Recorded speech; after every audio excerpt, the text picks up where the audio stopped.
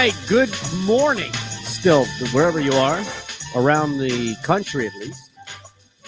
Maybe you're in Wimbledon. Technically not good morning anymore, but I'm sure we have somebody out there streaming the show from Wimbledon, right? You think so? I bet. I would be curious to know. Money. In all seriousness, I would be curious to know if we have any international listeners, Flavor, observers, but whatever. Joey B doesn't count going to Hawaii. No, that doesn't. Spending count. like a month there. That's still United States though. So yeah. I gotta get my soccer knowledge up. Then I guess we can get something going then. I watched that soccer yesterday. How about the Three Lions with a big win over Germany, man? You talk about Wimbledon. London must have been going bananas last night after that win. Insane. It was riding a nice little double chance on England and tie, just because you knew there was no way that they were going to lose that game. But the concern that I had, and this is why I double chanced it, was that England was going to play so safe. Conservative. They were playing really for a while. They were. Right. And then, how about Mueller missing that golden opportunity? I mean, to tie the game up, and then of course Harry Kane comes through with a big one to make it out of reach. But that was something, man. It's really stood out to me when they were panning all the shots of the crowd, how rabid those people are for soccer. No question. Like, it's their life, man. Yeah, like man. Those fans, some of those fans looked like, I mean, they live and die with it. They really do. No, I know we talk about that here in Philadelphia, and there's truth to that too. But I don't think it compares to that what I saw yesterday. It doesn't, Harry. It doesn't, man. Because I got into an argument with a guy. He was actually from Ireland. Mm-hmm. And we're at a bar, we're getting all toasted, man. So he buys me a drink, I buy him a drink. And we're talking about football. What's the real football? Right. And it got kind of heated because, I thought that American football was the number one sport. In all actuality, soccer is the number one sport in worldwide. Yeah. Worldwide. I would think so too. Yeah. So, we're talking about, it's got European ties, Latin America ties, it's huge, man. And last night I was so intrigued with, watching that and, just trying to figure everything out. And I started looking at, the top soccer players in the world. What's his name? Kylian Mbappe, something like that. Mbappe, the French guy. Yeah.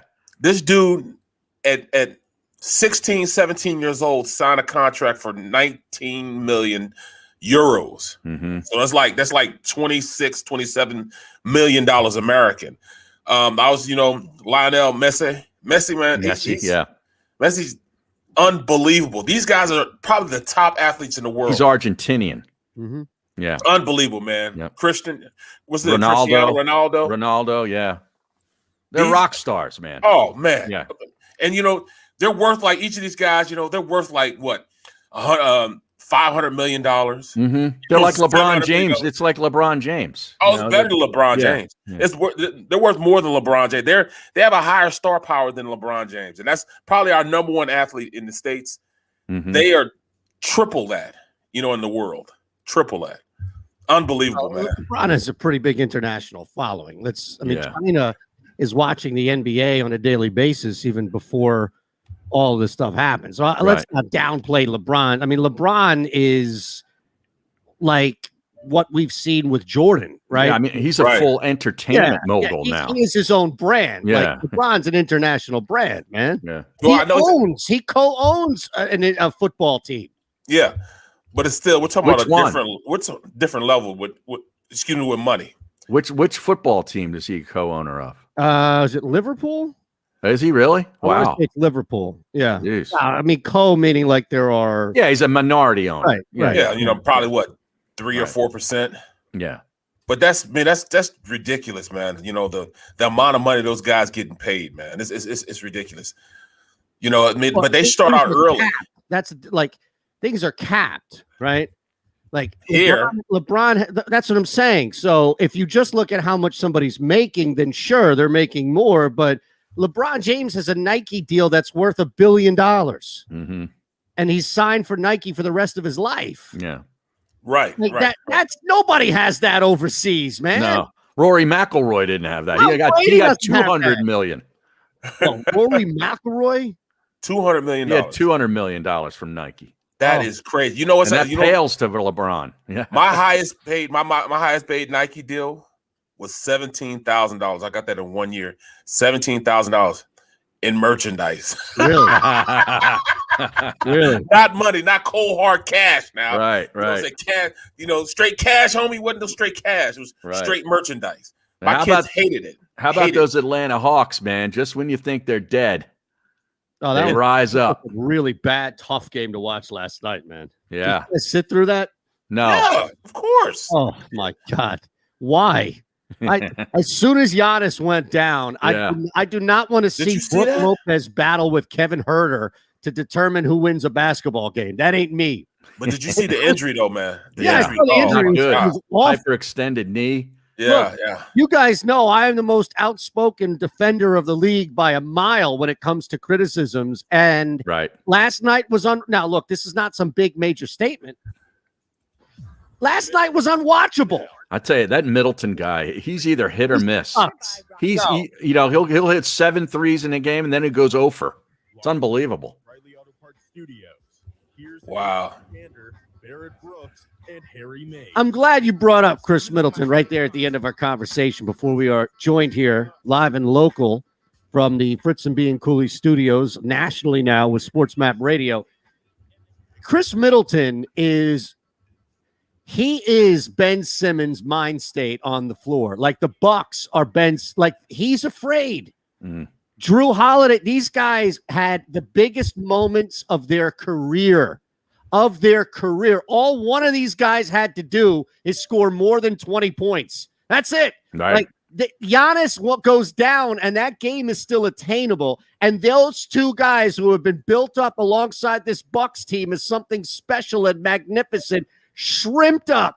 They turtled up in the biggest moment. Look, I don't care what your job is, right? I don't care how big of a platform you have or not. There's a moment where you better step up, where you better nut up, they say, right? Right. And those two individuals embarrass themselves on a public stage. And I can't watch this series. I refuse to watch Chris Middleton play basketball. And no, there was no bet or anything like that associated with it. I can't watch Chris Middleton play basketball anymore. Wait a second. This is breaking news. You didn't have a bet on the game at all? No. What was wrong with you? What is happening to you? I'm sorry. Yeah, I'm sorry, Shan. I can't believe that. I can't believe that. My bets yesterday were that soccer game. All right, you want one that I had here for you? I hit you with, and I told you about this, England with a England with a winner tie parlayed with Sam Querrey. And I got that at plus 45. That made me some good money. I didn't need to bet anything. Nice. All right. No. Yeah, but Chris Middleton, man. I mean, play basketball. Is there anybody that is more up and down than him? Harry, I don't think he's up. Well, I mean, he was up the previous game. He hit like 6 threes or something. One game. He's the new Vinny Johnson. But I'm saying, like, he'll go from a game where he'll nail 5 or 6 of them, and help you win a ball game to going over. I mean, it's incredible. I mean, it's hard to win anything big when he's your second best player. When you look at it, I'll take him in New York Minute. I mean, he can be on my Sixers team, but I'm just saying. Even with Sonic the Hedgehog being out, and that's, the guy that I hate to love, that I wish he was on my team. Trey is an unbelievable player. I wish he was on my team, but at the end of the day, him not being there made those other guys play even better. Well, Lou Williams stepped up. Bogdanovich gave you a game last night. Gave it to him last night, man. Yeah, I mean, look, the only problem said the same thing also. Bogdanovich was the knee. Yeah. There was no other issue with Bogdanovich at all. It was the knee. Well, I can no longer say that team is the worst team, in the playoffs. I mean, just from a collective standpoint, they have a heart. Not necessarily players, but they have the heart of a champion, man. Nate McMillan is doing a good job. A great job. Yeah. A great job. And if you listen to the post-game interview, the first thing he said, look, man, he tells us, man, the game is not won on just the offensive side of the ball. It's won on both sides. Bogdanovich said, I mean, they compete and they're on both sides of the ball, not just offensively, but defensively. And a lot of teams don't even look at it that way anymore. They don't even look at defense anymore.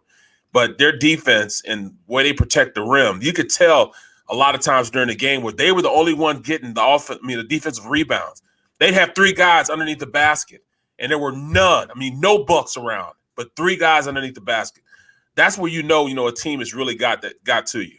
When they're not even starting to rebound, they're not even going after balls. I mean, you can't do that. You got to be on the offensive glass. There was nobody there on the offensive glass at all last night for the Bucks. Well, that's the thing. They lost Giannis, and then they don't have any offensive rebounders. They don't have height down there. Brook Lopez is not somebody, he's better off on the 3-point line than he is down low. Right. PJ Tucker doesn't have the height to compete, especially with Capella. But you look, just real quick. Chris Middleton, by the way, 3 of these 4 games against Atlanta, he's yet to hit 20. He had one quarter where he exploded. Mm-hmm. He's the most overhyped second guy in the NBA. You take anybody else that's the number 2, and there's nobody that's more overhyped than Chris Middleton. And that was when Trae Young went down too, after when he went off, right? Correct. Yeah. He sucks. Drew Holiday sucks. These guys embarrassed themselves last night. The main guy, Trae Young, goes down, and what happens around him? Mm-hmm. We talk about this all the time, right? The main guy goes down, and everybody steps up. Atlanta stepped the hell up. And then Carson Wentz effect. Yes, and then what happened with Milwaukee? You guys are Drew Holiday and Chris Middleton, and you see Giannis go, you see your leader go down, and your response is to turtle up and put your arms in your shirt and say, no, I don't want to go out there, mommy. I don't want to go out there, mommy. Let's go back to Milwaukee and win Game 5 instead. Right, right. Seriously. Yeah. I tell you, I can't watch that series anymore. Chris Middleton ruined basketball for me. Milwaukee's a 2.5-point favorite. I know. I can't wait. Now I will take Atlanta. This is the middle on the I'm trying to ride this Bonzi Wells fade here. You know? From the O'Reilly Auto Parts Studios, here's Eytan Shander, Barrett Brooks, and Harry Mays. I was not a fan of that. Look, it's one game, man. I'm excited. I was excited for that basketball game last night. And then you get hit over the head right away when you find out Trae Young is out. Right. And then you have Giannis out. Yeah, it was a late scratch, too. How about the veteran leadership of Lou Williams? You know, he's a guy that Nate McMillan can go to a half hour before the biggest game of the year and say, hey, Trae's out, you're in. And he just steps right in and plays great. I mean, it was crazy, man. He even has that little floater that Trae has. Mm-hmm. You know, he's adopted this game to run that offense. I mean, if one of our stars was out, we would have a chance. We wouldn't have a clue to what to do. Right. The 76ers. We wouldn't know what to do. They were healthy and they didn't have a clue. Yeah. You imagine Doc Rivers going to Ben Simmons a half hour before the game and say, hey, the big guy's out tonight. I really need you to step up. Right, He looked worse than Middleton last night after Giannis. Jeez. You're right, though. That's a really good point as far as, what we saw in them stepping up and then just, making up for it. I don't see how when I look at games, man, I don't know. I look at games differently than you do, Eytan. I mean, when I look at it, I look at the artistry of of defense and offense and what teams are trying to do to break down the other teams. I mean, like Horter knew he had to get in the paint to score, to at least get those guys thinking about it. That way you can kick it out. And then, Bogdanovich could bury, the 3 then. That's what you do, not man. Herter's not a standout. He was only in the Sixers series because they were able to take advantage of that. But Herter's a big dude. Like Herter plays, Herter puts the ball on the floor. Right. He's not just somebody who stands out there and knocks down threes by any means. Yeah, man, he was penetrating, kicking out. What'd you say? I don't even think he had more than 2 last night. No, man, but him taking it to the cup, man, was a major difference. A major difference in how their offense ran, man. Because, usually you go with what, though? It's usually Trae, and he's usually the guy sitting out there on the wing. He changed it up, man. He drove to the hole. It really started in the Sixers. Well, that's what I'm saying, though. It's a different matchup against Philadelphia than it is Milwaukee, where Bogey and Herter, even with Trae Young out there, are able to put the ball on the floor and take advantage. Now, look, these guys, especially Bogdanovich, you want him shooting more so than not, but they've moved Herter around in this series a lot, especially in their wins, where he hasn't just been. That's my point, is that there's a difference in the matchup as opposed to Philadelphia, where we saw them able to take full advantage of driving and kicking because the Sixers were so late on switches. And how about Mr. Norristown himself, Cam Reddish? Oh yeah, He from out of in, nowhere. Yeah, from out of nowhere. From all sides, man. It's good. It's going to be a good series. Now 2-2. If I just hope both stars can play though. Game 5. Neither one of these guys is going to play Game 5. You don't think so? Well, no, neither one. I'll tell you right now, I don't think either one of these guys play Game 5, and it's a no watch for me. Yeah, well, you're right. Milwaukee is really a hard watch with no Giannis. Terrible. They're like PJ Tucker is amazing at what he does, but he can't provide enough entertainment to compensate for the loss. Giannis does stuff that you just don't see. Right. Like, you know what Giannis is? Remember that Nerf thing that you, as a kid, used to put on like the top of the door as it closes? Everybody had that Nerf hoop. Right, yeah. The little it had the suction cups on it, right? And you can never get a true jump shot because the roof or the ceiling, whatever it is, would always. Right. You kind of have to bank it off the ceiling sometimes in a low ceiling bedroom. Now I bet this was Barrett because his growth spurt hit at like 3 years old. But there was always the tall guy in the group who could just reach over and dunk over everybody and not even have to like jump. Right. Giannis does that. That's what he reminds me. He was playing Nerf basketball before he got hurt. He's just so fluid too, man. You know, I mean, it's like effortless, you know, the way he plays. But you know, I hate to do it to him, man. But it's a no-go, man. That I see the same look in their eyes that I saw in the Sixers' eyes, and I saw the same look in the Hawks' eyes that I saw when they were playing the Sixers. They're gonna finish this out, man. They're gonna finish it out. Milwaukee is the softest team in the NBA. Every year they get into this position. They have an MVP. Look, I think we're going to have to start looking at Giannis stealing MVPs like Steve Nash did, because it's one thing to be one of the top players in the NBA. Yeah. But looking around, like, how do you give Giannis an MVP over Kawhi Leonard, for example? Right. Like that. Right. These are the things. Right. It doesn't add up. Like Giannis overhyped, the Bucks overhyped. It's just constant letdown. And we caught a ton. Rightfully so. We caught a ton of flack this year for having the Sixers all chest out, thinking they're this number one seed. Yeah. Well, you know who the Bucks have been over the last couple of years? Number one seed, not even making it to the NBA Finals. And to Barrett's point, here we are once again. Does anybody honestly believe that even without, or especially without a Giannis, that they beat Atlanta? No shot.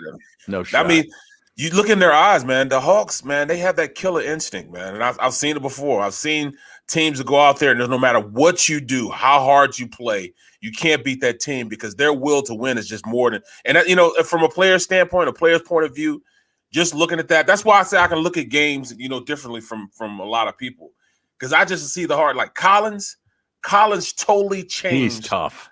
The outlook on when you look at this Hawks team. Now Collins was just a guy. But in this, you know, this playoff series, he has turned into more than a guy. Well, he's playing for a big contract too. Yeah. He played the same way against Embiid, and in the first round. That's what I'm saying. Yeah. So even against the Knicks. Yeah, his whole mentality changed. You know, so he became so aggressive. From what? That's what I don't understand. Like, what do you mean change from what? Oh, from you mean he's becoming a star now. Well, that's what the playoffs do. I mean, that's where guys get defined. You know, I mean, you know, Trae Young is now taking it going up to superstar status. Yes. Now they mentioned him with LeBron now, and when you listen to Kawhi now, you know those guys step up in big moments, and that's exactly what Trae has done. And the other thing it tells you is that nobody really pays attention to the NBA in the regular season. Well, that's the thing, though. Like, that's why I was trying to push back on that, because a lot of guys are doing what they have been doing all season. Right. We just don't notice it. Exactly. Yeah. Like, you can look at somebody doing something now on a bigger stage, and sure, it's going to be magnified because there are fewer games. It's magnified with the playoffs and everything along those lines. So it's now a matter of recognizing what somebody has been doing consistently. And that's where I think we got caught up in this whole series with Atlanta, is downplaying just who Trae Young is. Like, Trae Young has had range like Steph. Trae Young has had the ability to put the ball on the floor like Kyrie Irving. And Trae Young can pass like Chris Paul. But we don't see it on a nightly basis. And Atlanta is easy to forget, right? Atlanta is not an exciting team. We just saw that. Nobody gives a rat's ass about Kevin Herter. They were a 4 seed. Bogdanovich. Right. No. They were a 4 seed. You know, they beat the Knicks. You didn't really give them a whole lot of credit for doing that because you kind of didn't believe the Knicks were real anyway. And, you know, they played in Atlanta. They were 4 games under 500 at the All-Star break. You know, they fired a coach, you know, and then all of a sudden you see them playing against your team for 7 games. You're like, man, these guys can play. Right. Yeah. Bro, this is great basketball to me. That's why I say I don't understand what game you were looking at, man. You know, I mean, that was a great game yesterday. It was both stars were out. What are you talking about? And the 2 guys who are the star power on either team in the playoffs, as you see what you really need, were out. Like, there was no way whatsoever that Milwaukee was. It was a 20-point game for the entire second half. Well, that's why you watch the game, because, you know, the Hawks, I mean, that team is built around Trae Young. But you saw them blow out a Bucks team. This, you know, the number was a number 2 seed, number 3 seed. Giannis on the floor. That's a completely different team. They didn't have Trae Young on the floor. That's a completely different team. No, you're saying that you got to look at the little things that these teams do. They give you some quality basketball. Just because the stars weren't there to mean the game sucks. It just means you have to look at the little things. What's quality about being up by 20? What's quality about watching a game? Like, what are you going to extract from Cam Reddish when he's up by 20, knowing he's not going to be out there for the majority of a tight game? Because you have a top 5 point guard and Holiday out there playing and still can't play up to the likes of a second team guy, Mo Williams, that went out there and balled. You know, those are the little things you look at. You know, you got supposed to be a better point guard on the Bucks team, gets outplayed by the Hawks old man that was 6. He used to be in the 6th man of the year, and he goes out there and just totally takes the game over and plays the same brand of basketball as Trae Young. Those are the little things you look at. I just can't believe Eytan didn't put a live in-game bet in on the total. That's what he's sore about. He's sore about that. Stay into it. It's not like there is nothing at all entertaining about that basketball game, lad. Like, an NBA game without a run is like sex without an orgasm. It doesn't work. All right. You're going to walk away feeling frustrated. It's still better than angry. Nothing. No, honestly, it's not, because you could probably just take care of your own business and go watch either highlights of some porn video or Michael Jordan dunking on somebody. Like, there is nothing of, because here's the thing. Runs happen. When there's no run, it's just teams giving up. It's just teams packing in. That's why I was so disappointed with Drew Holiday and Chris Middleton, Barrett, is because they packed it up. It's because they just completely looked at the scenario, and we see this all the time, where if you're down big in the second half and you are in control or think you're in control of a playoff series, guys will somehow take off. In this case, it was even more deflating, if you will, as a viewer, because they had this opportunity to nix that lead and they didn't. Well, so you just said something. You just put a counterpoint in what you said. You said that you look at their star. Giannis was out on the court, and they were still getting blown out by a second-team Lou Williams point guard that scored 21. Even if Giannis was out there, they'd have still lost that game. They'd have still lost it. Period. No, hold on a second. Well, at least it's watchable.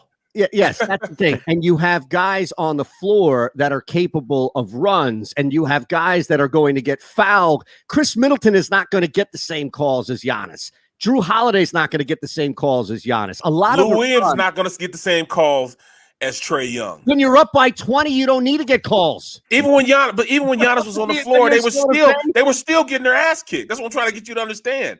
With him being on the floor, they're still getting their ass kicked, and Trae wasn't even in the game. He didn't play 1 second. So what are you? But that's the thing. You're arguing a separate point. What point are you arguing? That it's exciting to watch a team without Trae Young? It's exciting to watch basketball. It's exciting to watch basketball and the artistry of defense. What artistry was out there for Milwaukee in the first half? They were down because defensively, the Hawks shut them down. Defensively, they took Middleton's. They took his heart. I think he gave it. I think he gave it. What? I tell you, man, you and I should live stream watching a basketball game. Yeah, you should. No question. We should. We absolutely should. This goes back to the whole Embiid stuff and everything, man. Right, right. We should. We should. What exactly? He's his shooter. Milwaukee was doing nothing to help their case last night. They were settling for bad shots. Giannis was putting the ball on the floor and taking awful shots.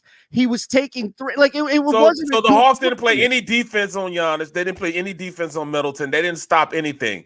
I just said at the beginning of the show that, the Hawks head coach taught these guys you play at both ends of the floor, more dominant on the defensive side of the ball as opposed to the offensive side of the ball. Yeah. They had a lot to do with them taking bad shots. They had a lot to do with them just getting out hustled. They had a lot to do with them taking their heart. The Hawks played a dominant game against supposedly a better team. We got a break. All right, we're back in 3. Here. You're out of your mind. All right. If you missed any of today's show on the JAKIB Media channel, listen to the podcast on your way home. Available on YouTube, Apple, and Spotify. The savoring taste of a good bag of beef jerky is so enjoyable at any time of the day, as long as you can find it. Here's what we suggest. Pure Bull Beef Jerky is our answer, and soon it will be yours. Locally produced in the Philadelphia region, this high-quality, healthy protein snack is easy to secure. Go to steersnacks.com, and you'll see hot garlic, tropical heat, Pure Bull dry rub, and our favorite, Huck and Fod. What's that? Huck and Fod. Go now to steersnacks.com. In the Wildwoods, our free beaches are spacious and welcoming with plenty of room to spread out. Your seat will be waiting for you when you're ready to visit. The Wildwoods, creating cherished family memories for generations. Attention women of South Jersey and the Delaware Valley. Sign up right now with Our Lady NRA instructor Nayara Andrzak, who will teach you gun safety as part of this 3-hour safety class, which is being held at Delaware Valley Sports Center in Philadelphia. For information, drop an email to info@DelawareValleySportsCenter.com. That's info@DelawareValleySportsCenter.com. Learn the fundamentals at Delaware Valley Sports Center. You can't miss. Are you looking for a place to track your action, purchase picks, and share your sports betting analysis with the gambling community? Check out Book It Sports, a social media platform with an unparalleled experience catered for the sports betting community. On the Book It Sports app, you can track all your NFL, NBA, and college basketball picks while getting real-time updates and injury reports all in one convenient place. Start building your following today and stand out amongst your friends by downloading the Book It Sports app on the Apple and Google Play stores. Let's cash some tickets and put it on Book It. The International Brotherhood of Electrical Workers, Local Union 98, is a proud sponsor of The Labor Show with J. Doc and Krause every Saturday night from 6 to 8 p.m. IBEW Local 98's highly trained and superbly skilled electricians are the best in the business, setting the highest safety standards in the electrical industry. So when you're planning your next industrial, commercial, or residential project, choose an IBEW Local 98 union contractor. Learn more at IBEW98.org.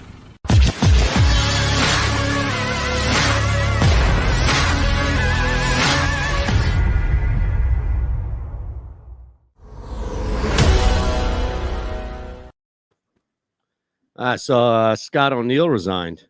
Yeah, I saw that. And a couple of people were reacting like it was great news. I mean, here's the thing. Like, what the hell was he doing?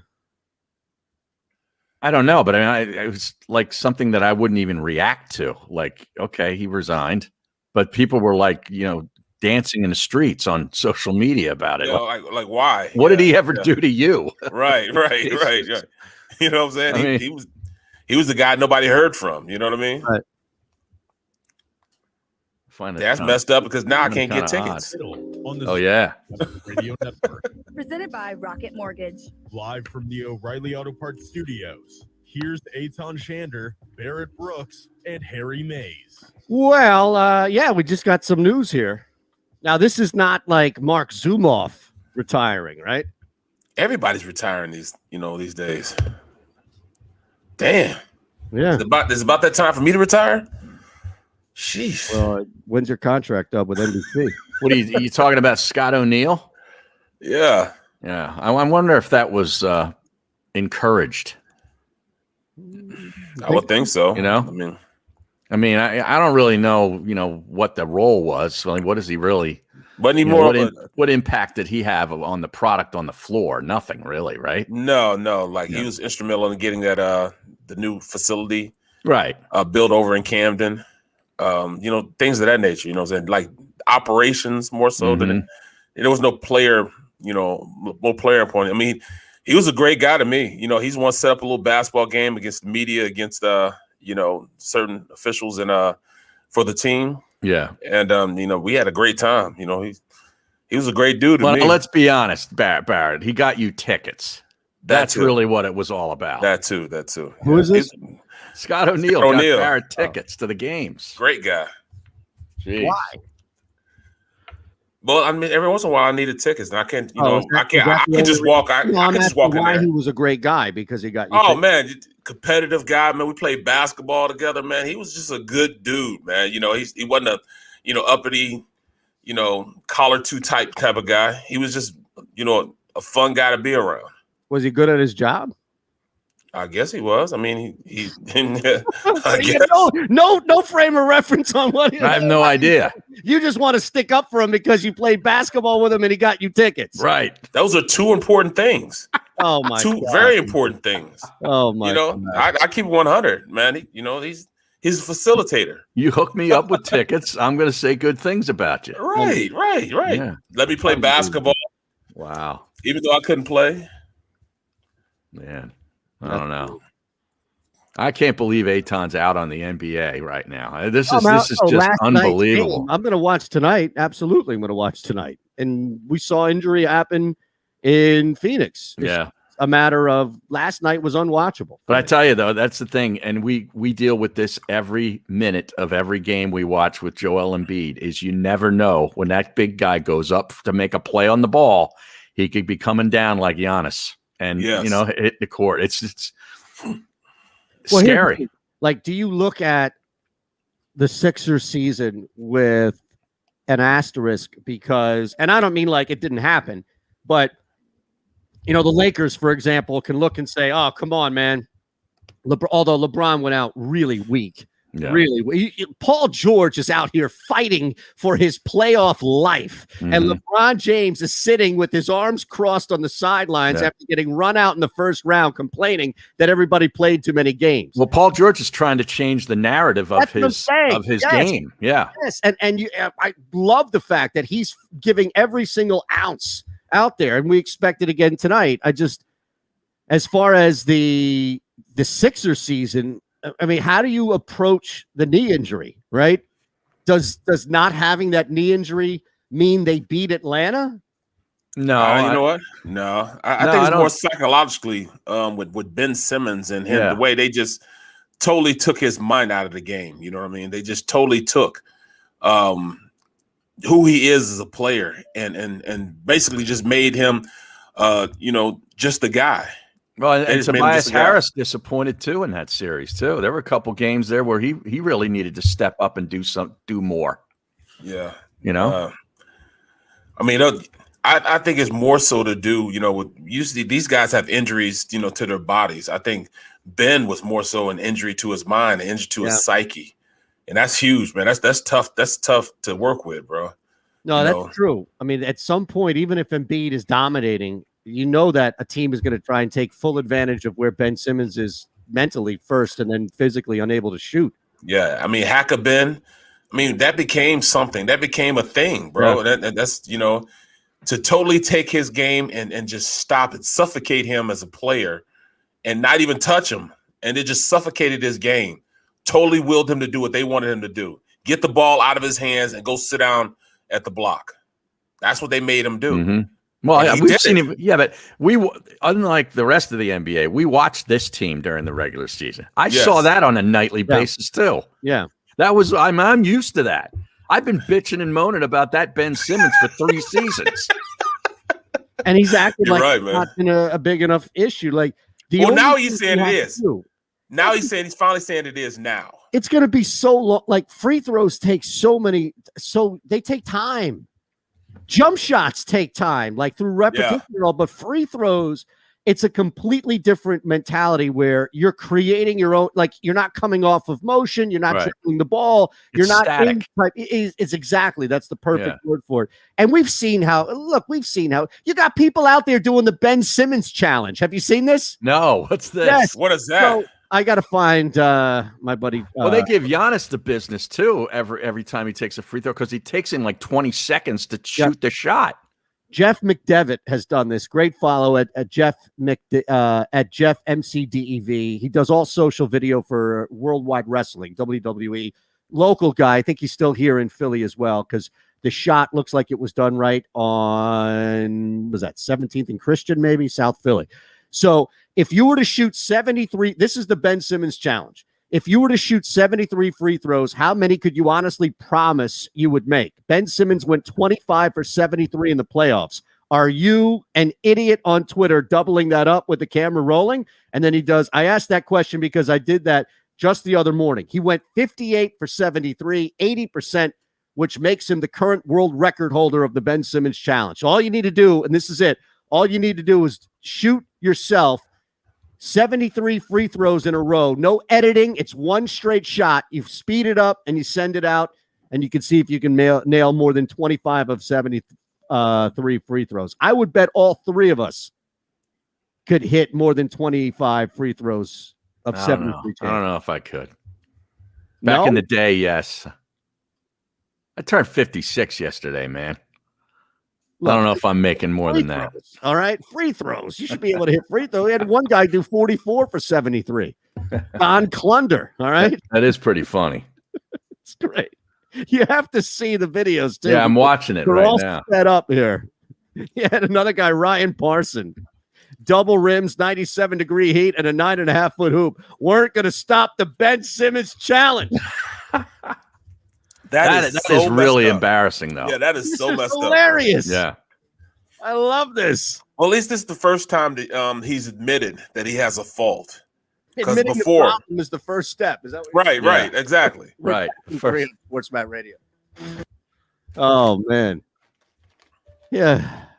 Look, do you honestly think he's not going to the Olympics to stay in the gym and shoot free throws the whole time? We've seen him shoot jump shots. Yeah. How many times pre-game have you guys both seen? You've probably been in the building, Barrett. Yeah. And you've seen all the time him knock down threes. You've seen him knock down jump shots. Like, he can shoot. But that's why I say it's not a physical thing. Yes. It's more so a mental block, man. It's a mental blockage. And, you know, a lot of people understand there's a lot that, you know, from a player's psyche that, you know, that's why there's so many, you know, you have to do this, you have to do that before a game, or you have to eat this food before a game. And, you know, heaven forbid that you don't have ranch dressing before the game. You know, you'll be totally off in your game. Right. Bro, they have so many things like that that players do, and they have to get done before games, man. It's crazy. The Sixers drafted 2 players, number 1 overall, okay, who lost the ability to shoot and are so weak mentally. That is staggering to me. All right. Yeah. Fultz is in Orlando now. Okay. Yep. When he was at Washington, he was a 40% 3-point shooter. Wow. And then between getting drafted and playing, he lost the ability to shoot. Yeah. That's crazy. Think there's something here? I mean, how does that happen? Not once, but twice. So Ben Simmons was shooting basketballs in summer league. Yep. And we were like, wow, look at his elbow jumpers and all this stuff. Now he can't even go to the free throw line. No. I mean, it is so pathetic. And again, like Markelle Fultz, they tried to hide the shoulder from the motorcycle and other things that were going on, were him getting benched. I mean, there was so many issues around Markelle Fultz, his family controlling a lot of the narrative, and it just backfiring. But he said 3 players. What other player? I mean, it's Fultz, Ben, and who else? I said 2. Oh, God, I thought you said 3. 2. But with Ben, I think the difference is, and it's not a negative or positive, just I think the overwhelming difference is that he has been so good elsewhere, and he's been all NBA D, and he's been an all-star. And that's what's so frustrating, yet continues the conversation. With Markelle Fultz, there was nothing to talk about. The dude was cooked. He was cooked from the jump. He couldn't help this team. He could not help the team off the bench. Right. Brett Brown had to play T.J. McConnell more minutes because of a liability with Markelle Fultz. Ben Simmons, on the other hand, is going to kill you in a game, but he's also going to do wonders for you in a game. True. Yeah. But, I mean, they need to do a better job of, like, character assessment. Well, what do you mean? I mean, seriously. I mean, they should have snuffed that out about Markelle Fultz being weak.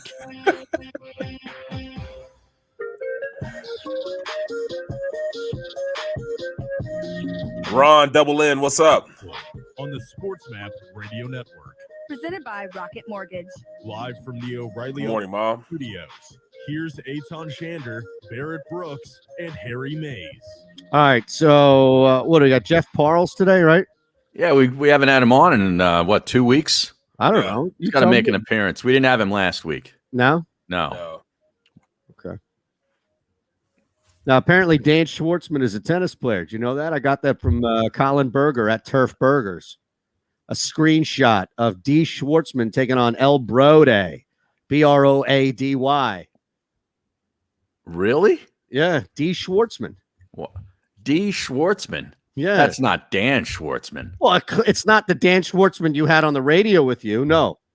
Or I guess the JAKIB Media YouTube page where you can subscribe, leave us a like, make sure you hit a notification bell. You see that bell right down there below that? You want to make sure you hit that as well. So you are constantly aware of when we go live, as we are always live and local from the Fritz and B and Cooley studios here in Philadelphia. If you know someone who suffered a personal injury, contact Brian Fritz directly, a tough lawyer for a tough town, sponsored here in the middle by Pure Bull Beef Jerky. Get yours now. Go to steersnacks.com. You were saying something? No, I mean, our Dan Schwartzman, Dan is the only Schwartzman I know. So I didn't know that there's a professional tennis player you're saying that's D. Schwartzman? D. Schwartz. Not D's.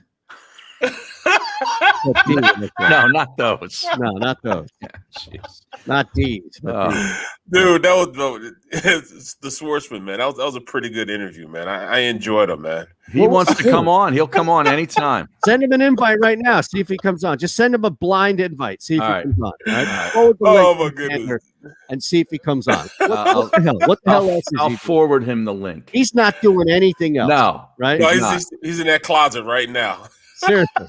Waiting for our text. Yes, in the closet. That's exactly where he's just hanging out there. Right. Oh, my God. It's got to be 120 degrees in New York City right now. So what else would he be doing besides staying inside? Bro, how about that, man? How hot was it yesterday when you were playing it, Harry? It wasn't that bad. It wasn't? No. Man, like it I really said, wasn't. Bro. It was a little breeze going. It was fine. I'm going out today again. We'll play again today. It's probably going to be hotter today. I felt like I was in the Kalahari Desert the other day, bro. It was just baking and baking. I couldn't What'd you believe say how hot yesterday? It was Africa hot? Oh, it was hot. It was Africa hot, bro. Woo! Like you're in the Congo? Oh man, no, not even the Congo. I'm talking about like Congo's a little cool, man. You got the river. Oh yeah. No, it was. I was on the Serengeti. Oh, you know what I'm saying? Okay. It was that hot, bro. Wow. It was amazing out there. I couldn't believe it was that hot, man. Every time I get up, I really think I lost like 20 pounds of just water weight out there, man. It was that hot. It was so hot. I didn't even want to touch it. I didn't touch any alcohol, period, in fear that I might just pass out or something. Because when you drink alcohol, it takes everything out of you. And I couldn't do it, man. I mean, if I'd drank one beer, I'd have been done. It doesn't take everything out of me. Well, it was so hot that day. It would, man. Oh my God! And I kept thinking about how pro golfers walk the entire course. How? Well, they're also carrying their bag. I feel bad for the caddies. Yeah, seriously. Right. The caddy is the guy you should feel bad about. Yeah. They have to wear that full Breaking Bad suit. Right. White. Yeah, the jumpsuit. Seriously. Yeah, the jumpsuit. You should, come on, you're a man of the people, Brooks. You're talking about multi-million-dollar golfers. You think Phil Mickelson gives a rat's ass about his caddy? Think about that Mexican caddy that carried for what's his name? The cheap SOB that stiffed him. What? Yeah. He gave him like $5,000. What's this? Won a tournament and gave him $5,000. That was it? And then he had to be publicly shamed into giving him more money. Wow. Yeah. Wow. Matt Kuchar. I wonder how much do caddies make, man? Do you think? It depends. They have arrangements like 5, 6, 7, 8%. Of the purse. Some guys get flat fees. This was in Mexico. It had to be super hot. Oh my God. And he stiffed him like that? They gave him $5,000 because it wasn't his real caddy, his normal caddy. He just picked him up. Rate? Well, it depends on what these guys negotiate. It's different for every player. Yeah, but here's the thing: how much does service? Right, you may have you have a really, really bad server. You still leave something, right? Unless that I do. You. Right, unless that person is like being rude to you or something along those lines, like saying something personal to you. That's one thing, but food's late, stuff like that. People have bad days and all, and they're there working for tips, so you still leave something, right? I get that. This guy made over $1 million and gave him $5,000 at first. Okay, but hold on a second. How bad? I'm just trying to figure out the specifics of this. How bad do you think was that caddy? Well, he wasn't bad. He wasn't bad. He won a tournament. Yeah, he won a tournament. He must have. Yeah, I mean, it wasn't like he gave him a 60 loft wedge or something like that, or instead of giving him a pitching wedge or something. Barrett, you remember that scene in Happy Gilmore where the caddy goes to Shooter McGavin and says, "I think you should use a 6," and then he pulls out the 7, hits a 7, he goes 6 iron, huh? You're fired. He didn't need the caddy. Maybe Kuchar didn't need the caddy. Maybe Kuchar thought, you know what? I would have won by 20 strokes if I had my real caddy. Right, He's a cheap SOB. That's terrible. And he was outed. Yes, it is terrible. That is awful. Yeah. 5 G's for that? Yeah. Terrible. No way. Now, did you see? I tweeted this morning. Apparently, Dan Sileo had Merrill Reese on. And Merrill Reese said that the Eagles are close to a deal for Zach Ertz to Buffalo. Wow. Based on what? What he's hearing? Yeah. That's. What do you think they get? A 7th round draft pick? Yeah, I mean that's the thing. Like, if they get that, I'm happy with that. I'm happy with anything. I know, but it's kind of like, where else would he go right now? Right. Exactly. Well, maybe Indianapolis, Jacksonville. There's a lot. He keeps saying Indianapolis and Jacksonville. I think Indianapolis. I think a coach. Here's the thing, and Barrett, I'll defer to you. But when you're someone like Zach Ertz, who has had a great career, but is clearly on the downside of it, I think that while he would definitely like to play for somebody who knows him, there's also a limited pool of coaches who would take a risk on Zach Ertz. And that's where I would defer to guys like Frank Reich and even McDermott, who knows this team and has a great connection still with this team, to be able to find out, all right, how much of it is, and even if you're giving up a 6th or 7th round pick, like that's currency. I get it. It's not nothing. So that's where I would defer and say, yeah, okay, like it's got to be Buffalo or Indy, even if Zach Ertz gets traded. Yeah, well, at the end of the day, they know Ertz is a lot better than what he saw from him last year. And that's only because the quarterback position was so bad. He wasn't able to go out there and really show what he could do as a player. Now everybody's saying, oh, his talent has dropped. No, his talent has not dropped. He's still a pretty good. In fact, if he gets with the right team, like you said, like a Buffalo or Indianapolis, he'll be a top 10 tight end in the league once again. You just have to have a quality quarterback to help him out. Carson was terrible last year, and that was his favorite target. He couldn't even get the ball to him. Yeah. So that's when you knew something was up. Right.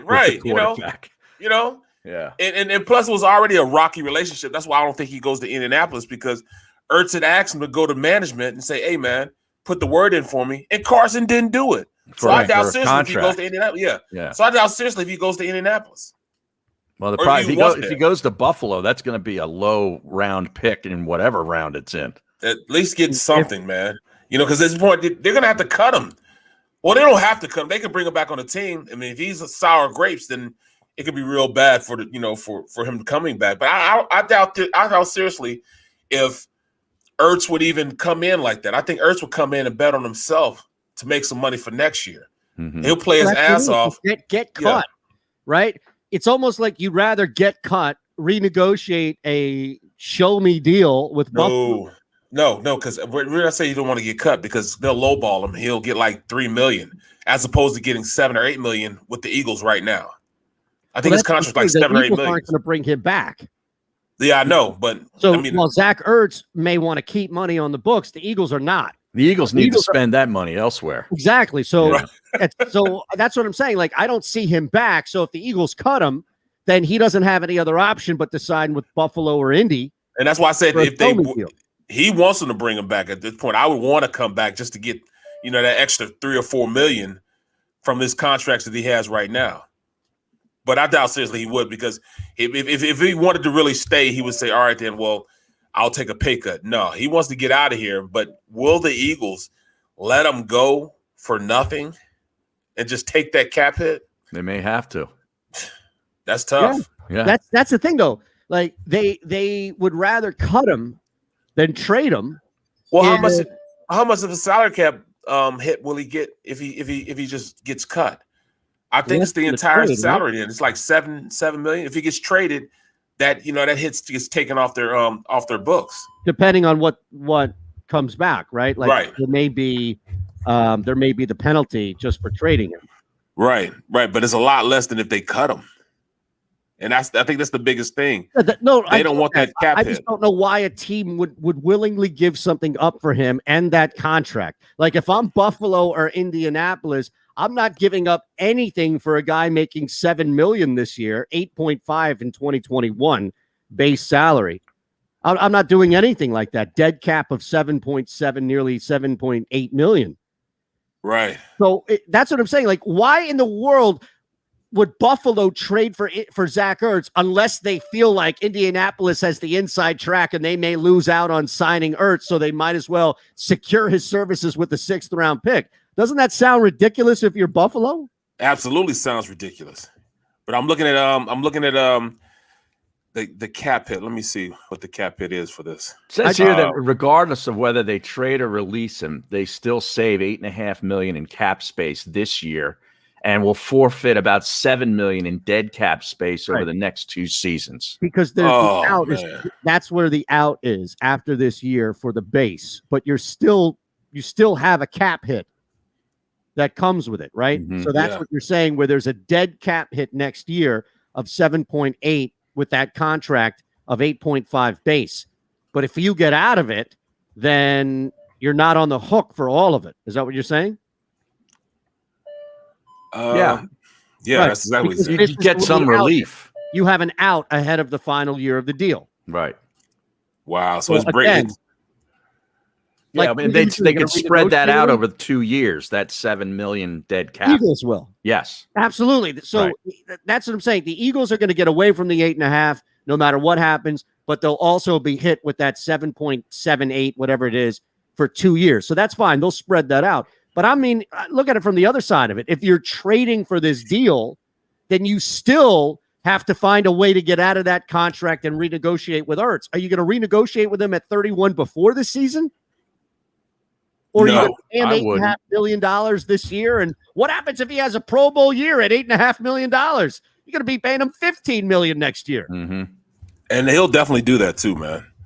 That'd be a good problem to have, though, because if he's having a Pro Bowl year, chances are your team did well. Yeah, but I'm saying on Buffalo or that's what I mean, Buffalo or Indianapolis. Yeah. Absolutely. But so he should have been gone, man. I don't know what they're doing, man. They're just dragging their feet. If you're saying if he gets cut, it'll be about the same money if he gets cut or if he gets traded. So if that's the case, why don't they just cut him now? Either that's probably Howie being hateful. Howie just hanging on there to get that 7th round pick, man. Yeah, he's just being hateful, man. This kid, he could be, Zach Ertz could be on a team right now learning the offense. Right. Getting acclimated to his teammates, getting in with the quarterback. Instead, he's sitting around waiting for Howie to make his mind up what he wants to do. Just so he could come back and say, you see, I can get out a 7th rounder. Yeah. I mean, I made something out of nothing. You guys thought I wasn't going to get anything for him. No. All right, we got to take a quick one here across the board. We're back to wrap the hour up. It is just got the text. Wow. All right, Ron with a quick trigger finger, huh? You just got the text? I just got the text. All right, the bets are on their way, including a couple of masterful 3 balls. What? All right, the PGA bets are coming in hot and heavy right now from my guy. Charles? No. No. This is somebody actually trusts. All right. Parles. I just got a text from Schwartzman.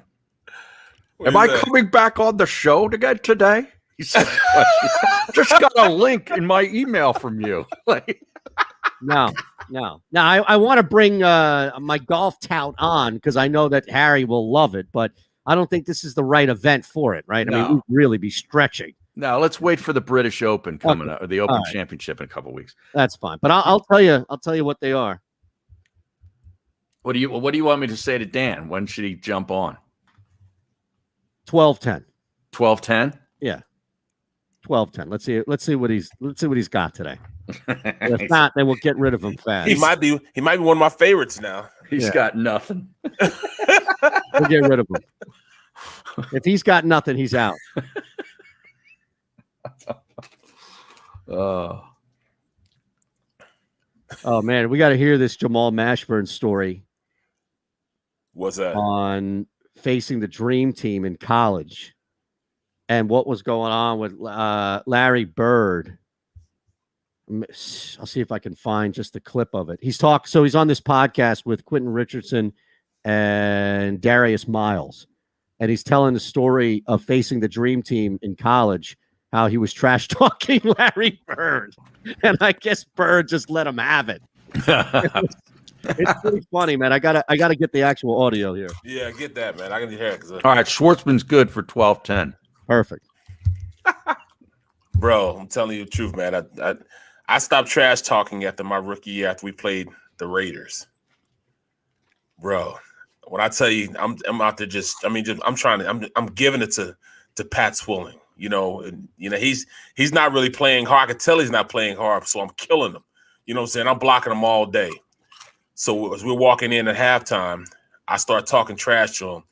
Oh man, I'm killing him. What are you talking about? We're killing him. Got back to him. I said, look, man, be quiet before you wake him up. Let that sleeping beast lie. Like, no, man, forget that. I can block him. He said, okay then. So as I'm saying that, he comes by, Guy Mac, it's too late. It's too late, Guy Mac. He had a high voice too. It's too late, Guy Mac. It's too late. You about to see Sweet Swill. You about to see Sweet Swill. Swilling had a high voice like that. Yeah, Sweet Swill. I'm like, who is Sweet Swill? Man, I came out the second half. He didn't hate to do it to me. 2.5 sacks, bro, in 1 half. We won the game, but I gave up 2.5 sacks. I gave up 5 the entire year. 2.5 was to him. By Rocket Mortgage. Live from the O'Reilly Auto Parts studio. You just had to do it. And Harry Mays. All right, so looks like we have a busy second hour. Now the invite's out to Parl, so we'll see if he jumps on here. I did find the video with Jamal Mashburn, so we'll listen to that at the top of the hour. It's a pretty funny story about Larry Bird. And Eytan, you getting any sleep, man? Yeah, I'm getting some sleep. So how was that? Wife isn't, but I am. That's the difference. Well, how are you able to sleep and she's not? Because she's breastfeeding. All night? Not all night, but like every 2 hours, man. Really? Yeah, the kid needs to eat every 2 or 3 hours, and it's not an easy process to teach a newborn baby how to latch on and do all. It's crazy. Like I tell you, this kid, he's B negative, so it's like 2% of the population, right, is B negative. That blood percentage, 3%, something like that. So he's already like, cerebral, everything like that. He's expected to be super high intelligence. We have videos of this kid. Wait a second. What does the blood type have to do with intelligence? Look it up. It has to do with percentage of the population and correlation to just intelligence as far as blood initially. Wow. So again, like I think I am, but I don't believe I am. My wife is not. So he got it right. And well, then you definitely have it then. I think it can be recessive from a parent. No, I'm not positive. I'm not positive, but we've got video. I'll put it up. We've got 2 separate videos. One of him holding the bottle. He's not even a week old, and he's got his hands around the bottle, and he's holding it without even my wife holding it, just his head. And we also have video of him holding the binky in his mouth to keep it in his mouth. Meanwhile, this kid can't find a breast to save his life, and I'm a little concerned. Wow. I'm a little he's street smart, but he's going to get ripped off on a 3-card money game the first time he steps out downtown. So much for the high intelligence. Well, like I said, he's probably going to get straight A's and be a fencer at Harvard and be in the Olympics. But I'll be out smarting him left and right on Mario Kart. Well, I mean, don't you just use like the pump and store the breast milk in bottles that you could administer to the kid while your wife sleeps? Yeah, but it's a process. Look, he's just a week old, right? So it's a process for everybody to get into it. That's all. That's all. It's just a process. All right, you want to see this thing with MASH here? I'm going to play the audio. B+ is a rare blood type that holds tremendous power. We see Here we go. this tall white guy coming down the hall, and I'm like, damn. Why is that so low, though? Right? Is that low to you too? Yeah, it's a little low. It's low to me too. That looked like Larry Bird. So Larry Bird coming down the hallway, me and Chris Webber, and Larry Bird. You don't realize how big Larry Bird is until you stand up close to Larry Bird. I think we can play this. I'm going to play the video of this too, just because you can see Jamal Mashburn's face as he's telling the story, which I think, like when we see Barrett tell these stories and the facial expressions of it, probably worth a watch. So let me bring him up real quick, and we can go ahead and do that. There we go. See, that's that easy. That's simple. Larry Bird, legit 6'10". Real talk. When I first stood up against him when he was coaching the place, I was like, damn. So he walked by us. He says, "Y'all those college guys?" And we was like, yeah, we the college guys. And he looked at us and he said, "Get some fucking rest. It's going to be a long week." He walked off. And we was like, what the hell? He got us into I'm like, okay. We like, all right, what's going on here? I wanted to say what's up. He just came like, damn. Yeah. So the next morning, we get up and we go to practice, and Roy Williams is our coach. But we only got 8. So we like, how are we practicing? And what are we practicing for? So we spent, I want to say, an hour doing the 3-man weave. And I'm like, what's going on here? Then they bus us to another location where the dream team is practicing. And these about 400 people standing outside waiting for the dream team to come out. They take us up to a top floor, and the dream team is practicing. They're finishing up their practice.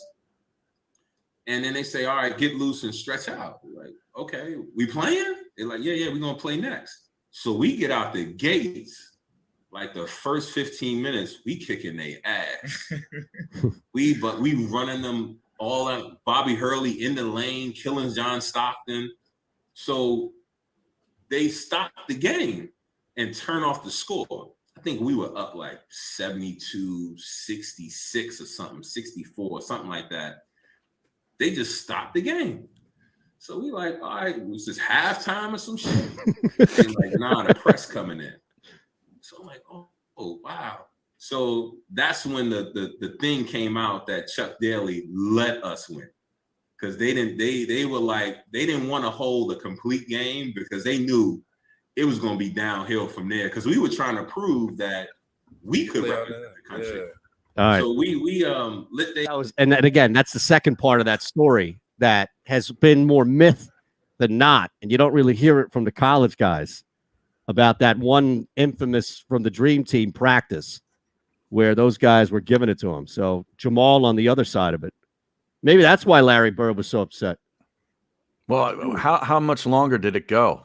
Oh, he just finished that quick point there. Oh, okay. Yeah, I mean, the interview was long, but it was just a small clip. There was nothing more on Bird. That was the big thing on Bird, was just he just get some rest. He just refused to talk to anybody. It just, not like that. Hey, man, I hope you out. Thanks for all that stuff. He probably didn't even look at Christian Laettner that whole time he was right. Get this guy out of here. Unbelievable. That's it. When you're around stars like that, man, it's definitely different, man. When stars in the league.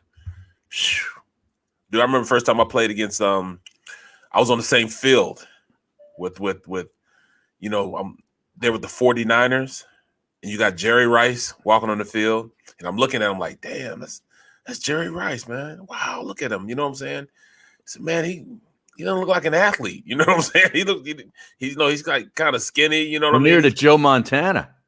Right. So I'm looking at him like, what? And I looked at Joe. Joe looked like, he could be, a bartender at a pub or something. Yeah. You know what I mean? I'm looking like. I remember standing next to him at Tulane. He was on the field because his son went to Tulane and was graduating that night. It was the last game of the year. And I'm standing right next to him. I'm like, this is arguably the second greatest quarterback to ever play a game. And he just looks like just some dude.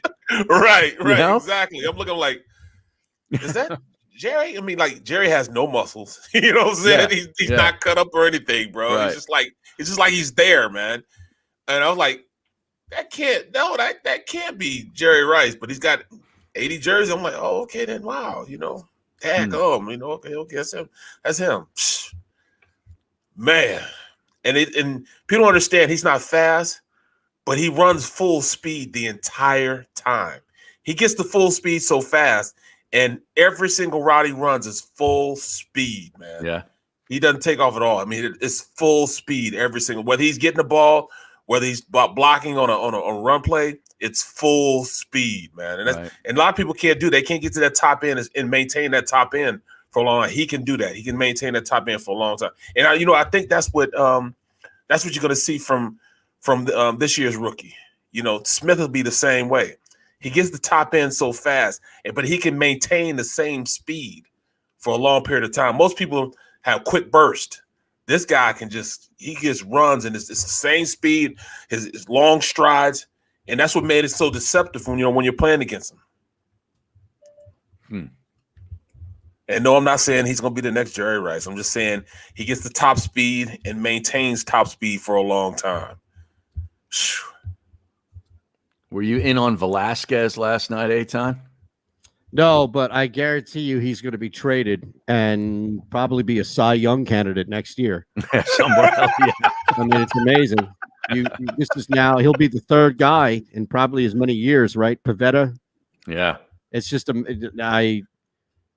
although I don't feel like a lead is safe, so I was tempted to jump in on the Marlins when they were down. I think it was 4-0. They almost blew it last night. Yeah, almost, but the defense is a problem that makes the bullpen look even worse than it is. So it's tough, man. It's tough to rely on defense. Like last year, you could rely on the bullpen. Bullpen's going to screw it.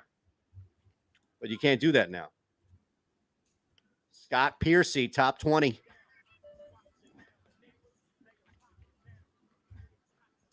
Oh, I'm a minute late. That's my fault. Got a bunch of things here, man, for this putting contest. All right, so let's see. We got Dan coming up, and then Parles. Has anybody heard from Jeff? No. No? Is that it? No. I always thought it was you and he that had the relationship. Well, I sent him the link, so we'll see. Other than that, Ben Simmons bought a new home. Where? Yeah, California. of course. Good. Yeah. That's terrible, man. Come on now. Telling you, man. Maxey and Simmons for Damian Lillard. Get it done. Get out of here. You're better off doing the Ben Simmons challenge. Getting more fulfillment from that. Norlander, $20, top 10. It's coming in. These bets are coming in. It's like Barrett's front door. You hear? That's my cell phone. More bets, more golf bets. There's another one. There's another one. Yeah, see, this whole thing with Mashburn getting some love here. Big Lee just picked it up, too. Yeah. That Dream Team story was always told, but by nobody who actually had it. You know? Now, what is this? You guys are running a DraftKings contest or like a live is this a golf event that I'm not going to be invited to? No, it's a DraftKings. It's okay. For this weekend's tournament. I tell you, man, I still have not got or received any confirmation that I'm playing in that tournament. It's August the 17th. That's my mother and brother's birthday. Is that right? Yeah. Good news is that neither one of them live anywhere near me, so it's not like I'm skipping out on anything personal. There's another one, Tringali, top 10. Yeah, I got Tringali top 10 for plus 400. I'm just saying. I got Gary Woodland. I got Gary Woodland top 20 plus 225. I got a $50 on Gary Woodland top 10, cuz. Doc Redman plus 225 for top 20. Jason Kokrak. Following that crack? Kokrak. That crack? Yeah, man. Crack kills, bro. You know that, right? That's right. Wow. How about Bryson to win this thing? Can he putt? Well, he's the favorite. He won it last year. Well, this is the putting competition, right? This course? No, it's wide open. They can bomb it at this course. Well, no, but it's the better putters who are going to win this.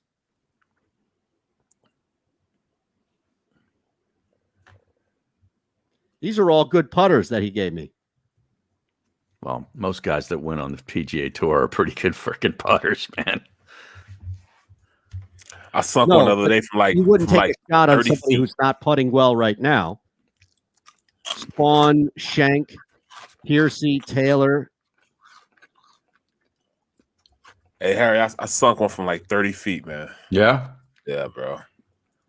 You should putt with that 1 iron. You should just use that as a putter. Oh, my goodness. Sepp Straka -110 over Merritt. I'll tell you, Patrick Reed might be. And Vaughn Taylor. Vaughn Taylor. Yeah, he's where the hell's he been? He's at he's like number 2 on this he's like number 1 on this model of all these guys for greens gained.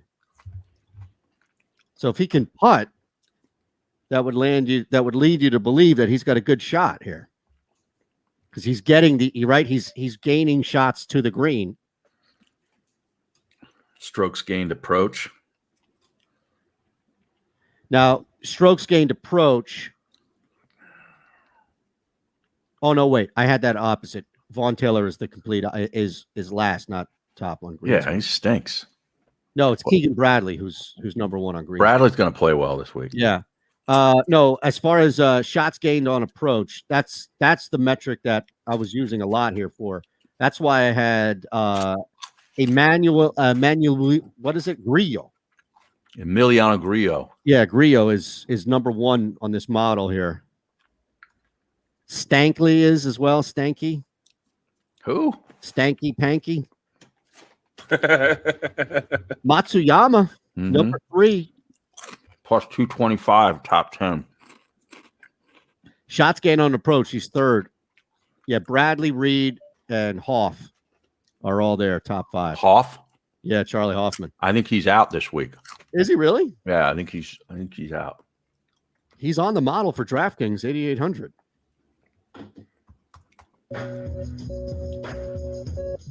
Right? I see him. This is The Middle on the Sports Map Radio Network. Presented by Rocket Mortgage. Live from the O'Reilly Auto Parts Studios. Here's Eytan Shander, Barrett Brooks, and Harry Mays. All right, now, as promised, we are... Where is Dan Schwartzman right now? In a changing closet? He's in a closet. Are you in a closet? You're specific... Dude, you've been doing this for longer than me, as long as Mays, probably as long as since Brooks has played to when he's doing media, and you're still in a closet? You know what, though? For you guys, I want it to be as simple as possible, obviously. So I thought being in the closet here would kind of be, I guess, honorary for the company I keep with you guys. By the way, Shander, you look homeless there. What's going on there, man? Shave once in a while. Yeah, look, you can't really tell because the camera is kind of far away, and then I have to get up and zoom in and show you. But I have one of the I have now. You give me another week, and I don't know if I could live in my house with this thing growing another week right now. But this is going to be full, and I talked about it last night. The mixture of like the Palestinian curl and the Hasidic curl to a perfectly blended beard, man. That's the unfortunate reality of it. I'm going to have to shave this thing of beauty off. So your Middle East harmony is what you're saying? Absolutely. It's my grandfather and my father working together to give me this beautiful thing here. That's By the way, though, you know, it is impressive, I got to say, but don't blame, you know, being a new father and no time to shave. Just get in there, you lazy bum, and shave that ridiculous thing off. You got deer and antelope roaming in your beard right now. I think it's got to smell awful. I think he looks good with the beard, though. Yeah, you should have seen the beard that he had about 2 years ago. 2.5 years ago. I'm telling you, it was like that character on that one Christmas. What was the Santa Claus?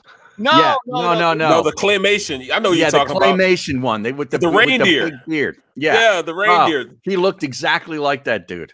Like he had an axe. He was chopping down trees or something. Yeah. Paul Bunyan. He's the Jewish Paul Bunyan. Absolutely. That's what they call me. Paul Bunyan. That's what they call me on the main line. See, Schwartz, you're the only guy, man, that cannot be prejudiced, man, because you're definitely a weird mixture, bro. A weird mixture. I never heard that. Harry tried all those years. Well, honestly though, you look like you. I haven't seen you physically because I was off when you were on. But as much as I clearly have this thing on my face, and Harry has slimmed down. I bet since the last time you saw him, like work with him, he's in good shape. Barrett, he's the same since I physically saw him years ago. You look exactly the same.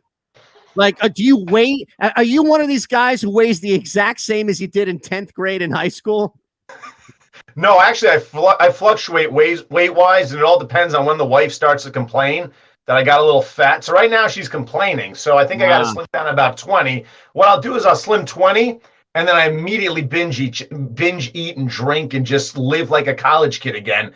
Put it back on, and then I wait for her to complain again, and I do the same thing. It's like a terrible routine I go through every year, but it's fun, and it's the hair. Being half Asian, Shander, really kind of keeps you young. Right. It keeps you young. All right. Well, give us a insight here. What's your go-to move to drop 20? Keto. Yeah. Meaning keto what? Diet. Keto diet. Nothing sugar. Like, what's keto? So you lay off the sugars, you lay off the carbs. So beer is a no-go. Although they have that low-carb beer now, it's terrible, but I drink it. And instead of sugar, you use something called monk fruit extract. And let me tell you something. It actually tastes better than sugar. It's better for you.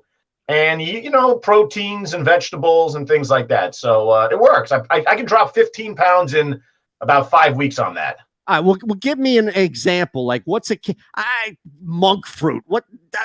I know that show Monk from USA. That's USA, yeah. Exactly. What's a meal look like? First of all, kudos to Tony Shalhoub, all right, because that was a great show. But Tony Shalhoub, he's a good Jew. Is he? Is he a Jew? Yeah. He's an Arab, isn't he? Is he Arab? Yeah. Oh, shoot. It's all the same, but Harry. Yeah, drop that line in the Middle East. Well, I say that with experience. All right, you drop the average person on the street in Jerusalem, they wouldn't be able to tell the difference between a Jew, an Arab, somebody from Lebanon, or somebody from Israel. All right, everybody looks the damn same anyway. You just see different shades on television for a reason. How could you be different, man? Everybody's in the same place, man. You mean for years and years, you can't tell the difference, man. That's it. The only difference there's spices on the food you put, right? And I give them credit. Palestinians, Lebanese, they have better food than us. Israeli food is atrocious. Yeah, because that kosher meat, they overcook that stuff. It's terrible stuff. Terrible. Like, it's the only country in the Middle East that doesn't have oil. It's also the only country in the Middle East that screws up the cuisine. He is on fire right now. Look, we're producing bloodless surgery, Uzis, all these great things in technology, yet we can't make a nice plate of food. They don't have time to make food. They're curing world disease. They don't have time for food, Eytan. Come on, you know that. I went to Burger Ranch the last time I was at Israel. It wasn't even like a real McDonald's. It was like a poor man's. Yeah. No. So you want to know what I eat? All right. So like a day would be like, you could have like a piece of meat and some vegetables for lunch, and then at night have like a nice salmon, some more vegetables. I cheat a little bit. I do eat some fruit because I like fruit, but they do say kind of lay off of that because there is a lot of sugar in there. But I don't think I do like an actual keto. I think I just kind of do more of a low calorie type, a low carb diet. And for me, it works. At 42, I can still cut weight very quickly like a boxer. The last time I saw Schwartzman in person, he ate about a 10,000 calorie dessert. I felt like Barrett Brooks. You remind me, you know Mosher, right? Jeff Mosher? Of course, yes. So you two are very similar. Now, we tried to get Jeff to do this back when we were all working at another station, but you are exactly the same, where you just have one of these, like a snake stomach, right? Or like a snake mouth, where you can eat a whole pie of pizza, or you can eat like a whole birthday cake, or you can eat, and you're not gigantic. And Jeff was the same way. Now, both of you guys fluctuate a little bit, right? But I've never seen anybody in your frame that can ingest so much crap in a single sitting.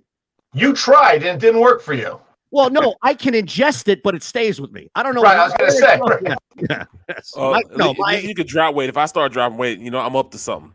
My wife started looking at me like, what you dropping all this weight for? What's going on? You got a side hustle going on. Hey, Barrett, do you put on weight just looking at a Krispy Kreme donut? Bro, what are you talking about? I see food and I gain weight. You know what I'm saying? I love seafood, and that's why I see it and I gain weight, bro. Look at that. The old dad joke. But hey, it is what it is, bro. We have a very important question on the stream here for you, Dan. And it comes from 91L Sixers. Does Dan pee on keto strips like Harry and Mercedes did for a summer? Yeah, do you use those little sticks?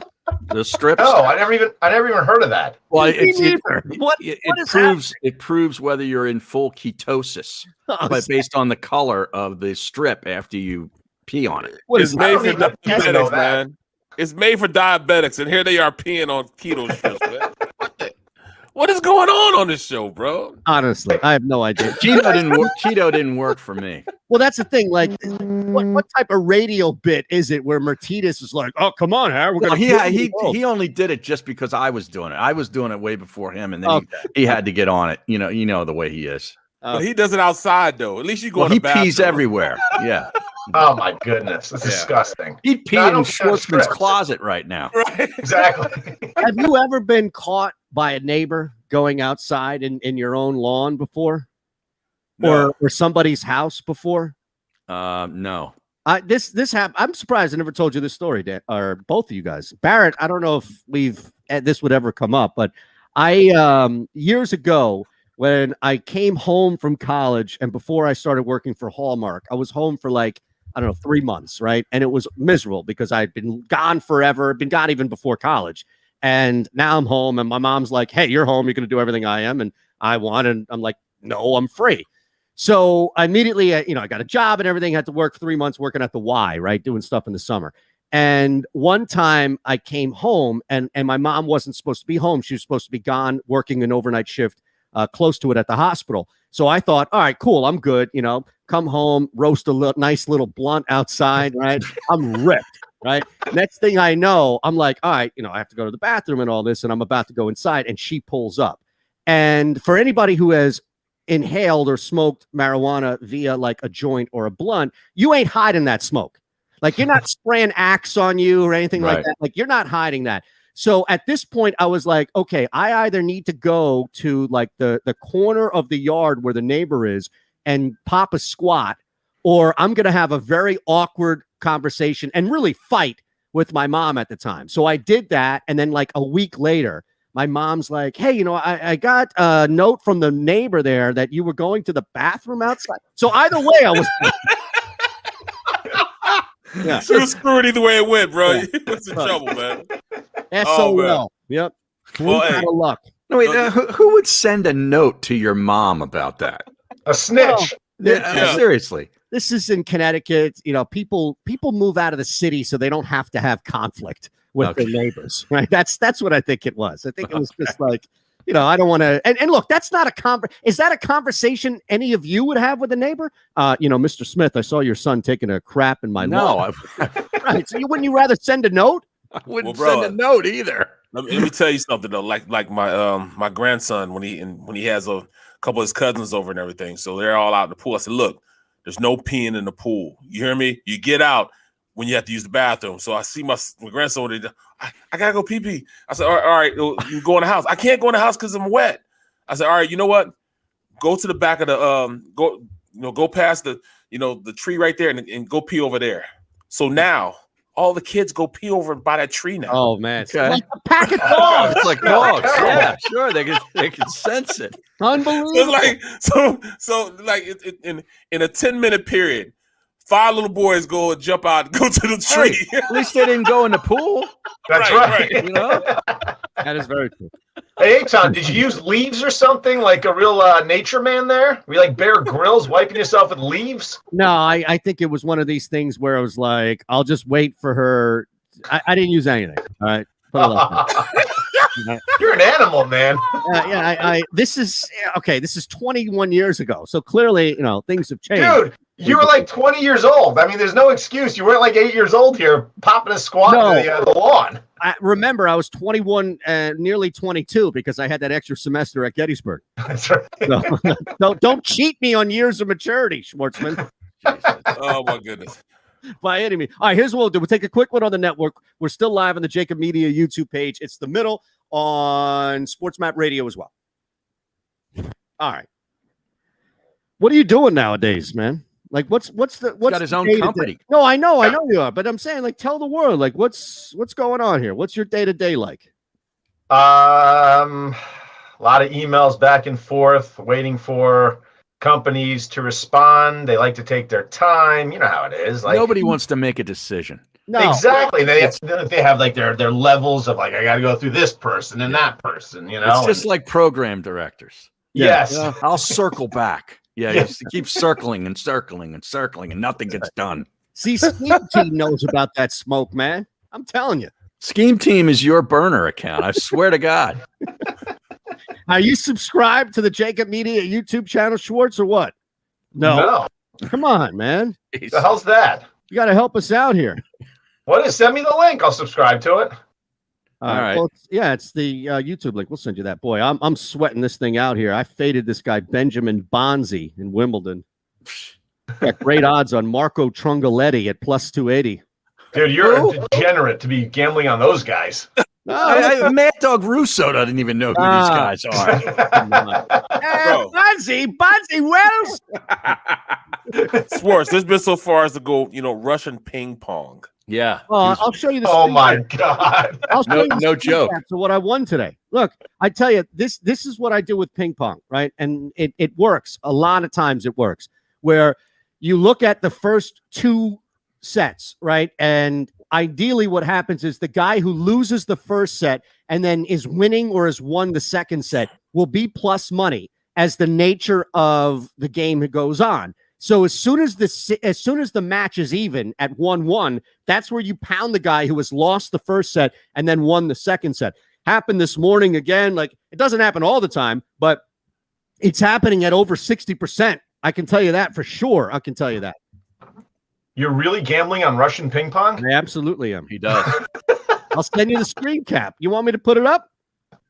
Dude, you got to put that up. That's crazy. Alexander Kozlov got him as a set 3 winner. Now, look, some of these bets you take because you're going to win. Like, he was a set 3 winner when it was tied game-wise, so I got him at minus 225. But the other, look, this is an example. Like, I hit Dmitry Popov. Remember Popov? That's the vodka you used to drink. The vodka. Right. So I hit Dmitry, same circumstance. Dmitry Popov dropped the first, won the second, was plus 180 to win the match. Plus 180 wins the match. 25 wins you what? A bunch. I'm telling you, man. Sam Querrey, that's the Wimbledon one that we hit. I just sent you the link. All right, cool. Man. Dude, you're nuts. I mean, how do you, first of all, who puts out odds for Russian ping pong? All these books. Are you serious? Yeah. Look, I'm not telling you to do anything more than that. Like, apply that strategy. Forget totals. Forget anything like that. But here's another thing too. If you're watching these like via the Gamecast because you are picking up and placing a bet, it's like tennis. You can tell, tennis, you played tennis. Like, it's tennis. You can tell the flow of a match to where you can even take advantage of some in-match betting because you're watching a guy go down, 4-1 all of a sudden in the third set. And you're like, all right, let me jump on the guy at minus 150, let's say, to still win it. You are the degenerate of degenerates. I thought Mays was bad. My God. Apparently, I'm nothing compared to him. There's a D. Schwartzman at Wimbledon. Yeah, Diego Schwartzman. Diego. Okay. Argentinian? Which is funny because my family, actually, my grandfather's side, who are the Schwartzmans, went from Eastern Europe to Argentina. Is that right? Yeah. Maybe there's a little love going on. There's some Latino honey there, huh? Who knows? Really? Are you related to this Diego? Maybe. Who knows? Honestly, I don't know. Both, I mean, both of you guys are like genetic soup. It's unbelievable. Actually, I'm pretty consistent. It's Palestinian, Israeli, and Russian. I was the soccer game yesterday. England and Germany. That's it.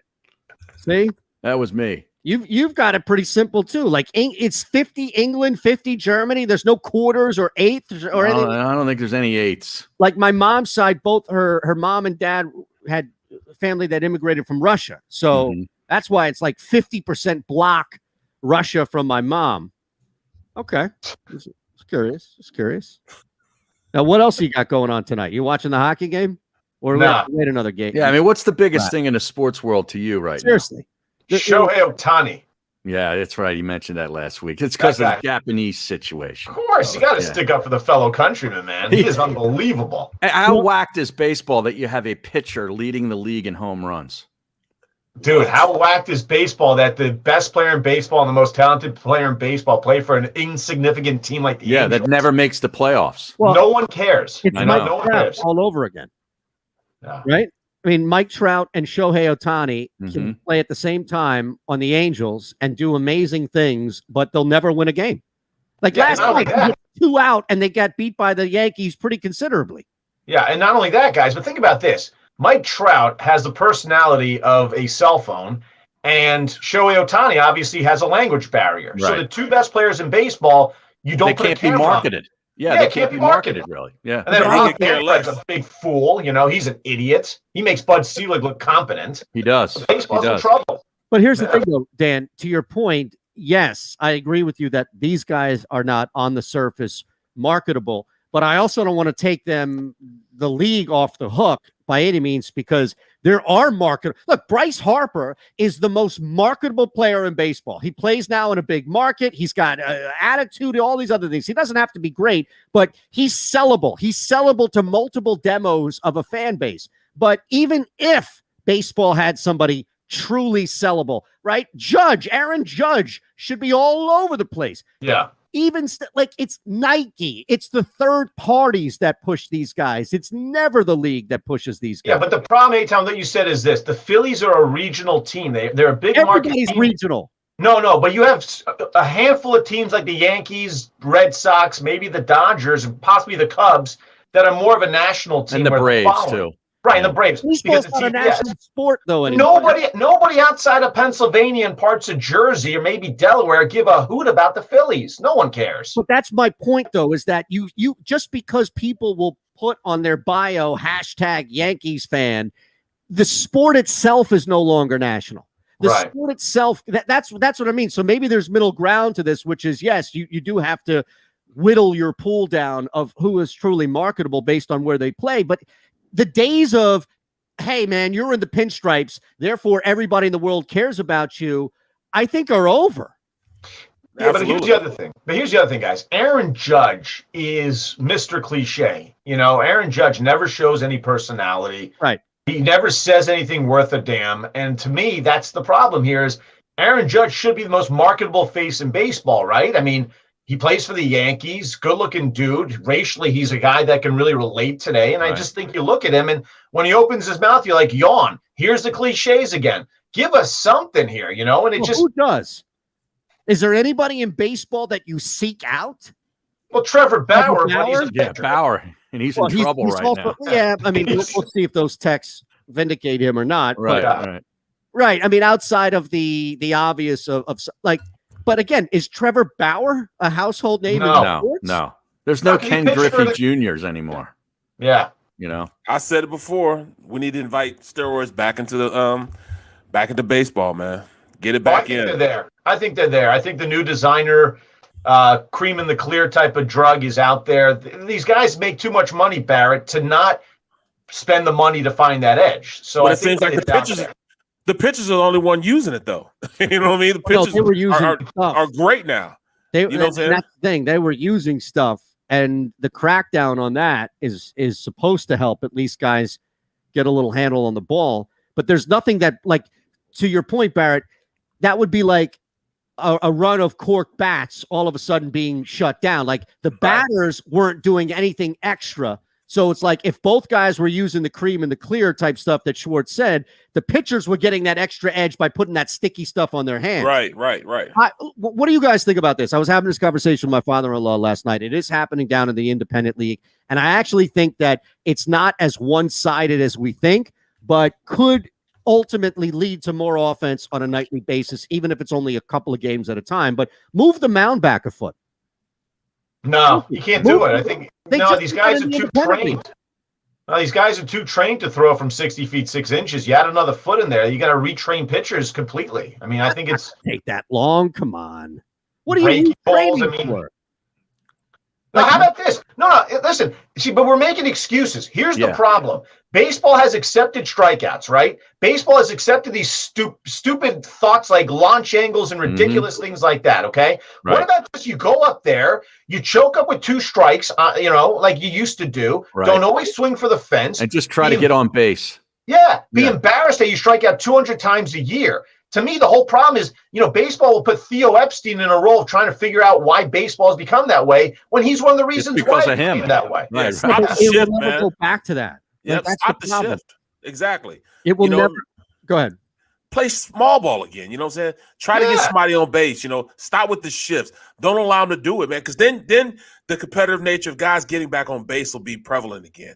Now nobody cares about it. Everybody wants either take it to the house or there's no such thing right now as hitting a double or just getting on base on Sports Center. Right. Like baseball is betting. Baseball is running fantasy tournaments. Baseball is you put out 10 bets, and if you hit one, then you've covered your money and you've covered your nut for 3 weeks. Like baseball would rather have 1 or 2 home runs define a 9-inning game than all of the intricacies, Barrett, you properly laid out. Yeah. You're right. What happened?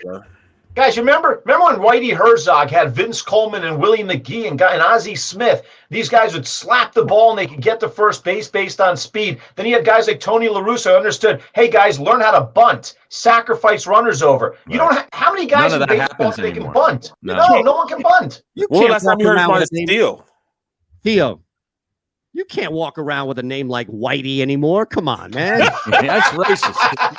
Come on, man. You can't have a guy named Whitey. Yeah. When's one of his former players going to go on a podcast and say he was racist? Maybe call him Whitey. Scottie Pippen will claim he played for him too. Exactly right. What is going on with this man? Now we're about to break and all, so we'll still be live here on the network and take one real quick. But what is going on right there? My goodness. All right, we're back in 3 on Sports Map Radio. Well, I don't know why that's so quick today here. Well, if you missed any of today's show on the JAKIB Media channel, listen to the podcast on your way home. Available on YouTube, Apple, and Spotify. The savoring taste of a good bag of beef jerky is so enjoyable at any time of the day, as long as you can find it. Here's what we suggest. Pure Bull Beef Jerky is our answer, and soon it will be yours. Locally produced in the Philadelphia region, this high-quality, healthy protein snack is easy to secure. Go to steersnacks.com, and you'll see hot garlic, tropical heat, Pure Bull dry rub, and our favorite, Huck and Fod. What's that? Huck and Fod. Go now to steersnacks.com. In the Wildwoods, our free beaches are spacious and welcoming with plenty of room to spread out. Your seat will be waiting for you when you're ready to visit.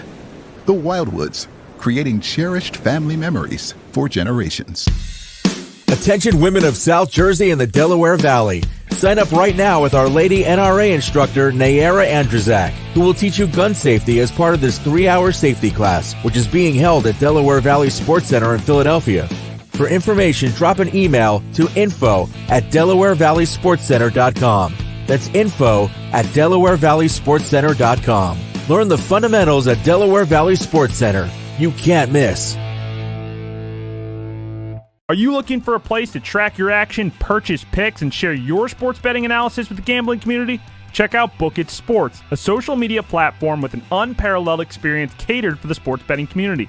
On the JAKIB Sports app, you can track all your NFL, NBA, and college basketball picks while getting real-time updates and injury reports all in one convenient place. Start building your following today and stand out amongst your friends by downloading the JAKIB Sports app on the Apple and Google Play stores. Let's cash some tickets and put it on Book It. The International Brotherhood of Electrical Workers, Local Union 98, is a proud sponsor of The Labor Show with J. and Krause every Saturday night from 6 till 8 p.m. IBEW Local 98's highly trained and superbly skilled electricians are the best in the business, setting the highest safety standards in the electrical industry. So when you're planning your next industrial, commercial, or residential project, choose an IBEW Local 98 union contractor. Learn more at ibew98.org.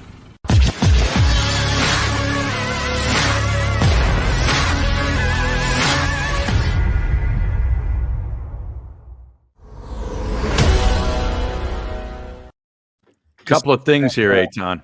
Oh, yeah, go ahead. Charlie Hoffman did withdraw from the Rocket Mortgage. He's out due to crazy. injury. When did that happen? That's confirmed yesterday, I believe. And I voted in your poll. Did you enjoy the NBA game last night? I voted no, and there's 81.7% Barrett agree. Come on, man. There's more than just scoring in basketball, man. Are we kidding each other? Who are you? Who are you, Ben Simmons?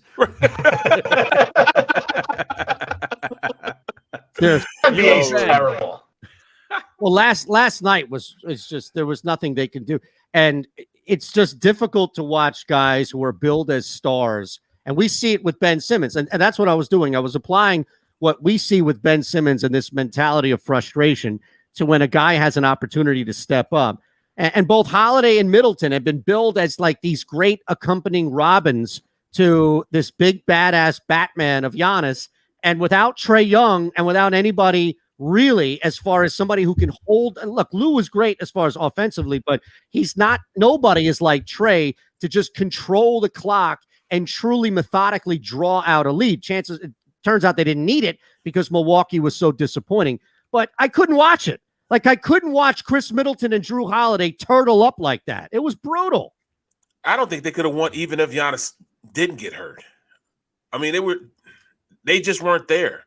Mentally, they were not there. They just didn't feel like I didn't see the competitive nature that I saw in the Hawks' eyes as I saw in the Bucks' eyes. And that's the biggest thing, man. You know, as an athlete, you see guys that want it and you see guys that don't want it. You could tell that the Bucks didn't want it. Yeah, but here's the problem, guys. You have 4 teams right now in the NBA playoffs that no one cares about, all right? It's Milwaukee, small market. You have Atlanta. Frankly, it's a transplant city. The Clippers are the B team in Los Angeles, and they always will be. The Phoenix Suns, who cares? It's a retirement community for old New Yorkers, all right?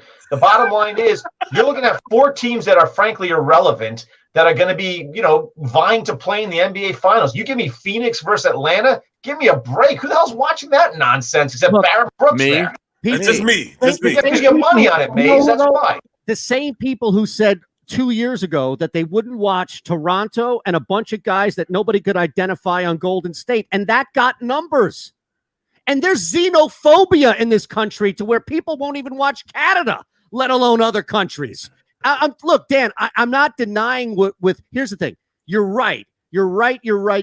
And the only place where you're wrong is that, and I have to say this carefully because we're back on Sports Map Radio, is while the 4 of us, especially Barrett with his chef history, can look and recognize how a well-prepared and just amazing quality meal beats the Big Mac, yet what's being sold all over the place?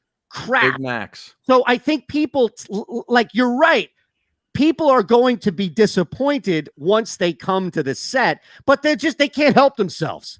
So the ratings will look like, oh yeah, we got people watching, even though to your point, well, I'll agree with you is you ain't going to get LeBron James or you're not going to get this star power. But I think people are going to watch it just because it's on, to quote George Costanza. Well, they're going to watch before the game and after the game with Charles Barkley and those guys. That's what they're going to watch, and they'll build it up. They'll build it up in some type of way. It's the style of play, guys, that I can't stand because you know what? Look, we're all relatively close in age, although Barrett's got grandkids, so I don't know how old you are, brother. But my God, you started young. But here's the thing, guys. It's the style of basketball. Remember when we used to love the post-up players, right? Hakeem, Robinson, Ewing. I mean, you had Shaq. You had real centers out there.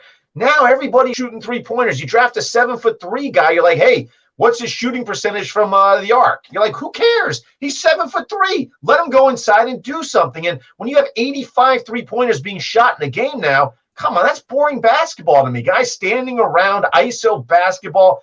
Please give me back the 90s. That was fun. You wanted the 90s where those games would be like 78 to 70, 75. It's amazing right now. They're just doing. Yeah, I agree with you, Eytan. I like the new NBA. You guys wouldn't like the Pistons, their style of ball, the Pistons playing against. I hated them. Oh, I really did. And they wanted me to hate them. That's what they wanted. Listen, you drive the lane, right? If you drive the lane on the Pistons, you're going to be bruised. Lane Beer would clothesline Trae Young. Oh, he wouldn't have made it, man. He wouldn't have made it halfway through the season. Right. Hell, AI wouldn't have made it halfway through the season with them guys. I know.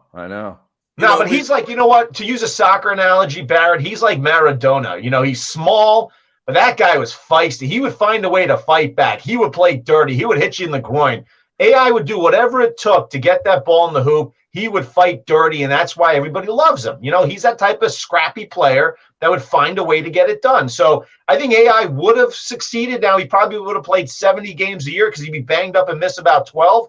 But the reality is that's the type of player that can do. Trae Young, these finesse-type players today, oh, my goodness, they break a pinky, forget it. They're going to, they hurt their nail. They miss 10 days. Come on. Bro, they flop on the ground. It's getting ridiculous now, man.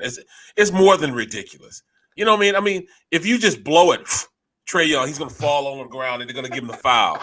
You know what I'm saying? To say anything to him, it's a tech. Right. They're going to give him a tech. Tell me you does that. Tell me you wouldn't do the same thing. Tell me you wouldn't do the same thing. Right. Seriously, you get 2 free throws, or Trae Young will make one of those moves beyond the 3-point line and get fouled. You know how they kick their legs out or whatever, and they get a late closeout, goes to the free throw line. By the way, guys, I got to throw this out there. Did you see the news coming out that the Lakers are going to be bringing in David Fizdale as an assistant coach? I think they did. I think they already did. Yeah. That guy is the worst coach in basketball. Look what he did with that Knicks team compared to what Tom Thibodeau did. David Fizdale should be coaching high school basketball somewhere. Yeah. Awful. I guess LeBron likes him. Everybody but Ben Simmons flops. You know what I'm saying? Yeah. I mean, he didn't foul me. He didn't foul me. There wasn't a foul. Oh man, I don't know. I can't watch it.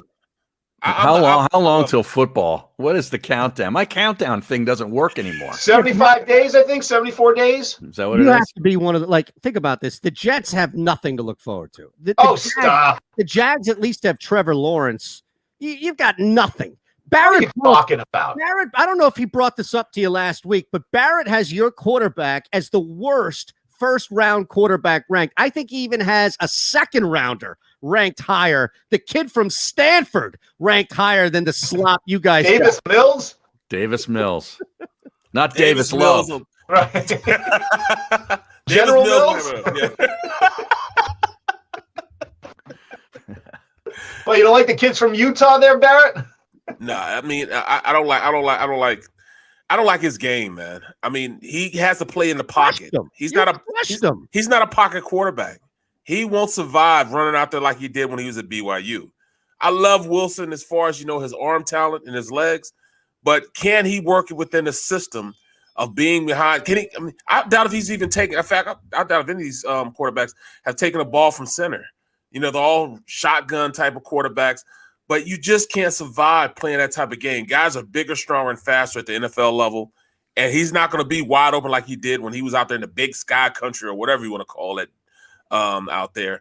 I just don't think he's going to be functional his first couple of years until he learns how to be a quarterback. Yeah, but let me ask you this. Yeah, but real quick, Barrett, Joe Douglas went out last year. He drafts Mekhi Becton. Guy looks like as long as he can keep his weight in check, he's going to be a beast. Yes.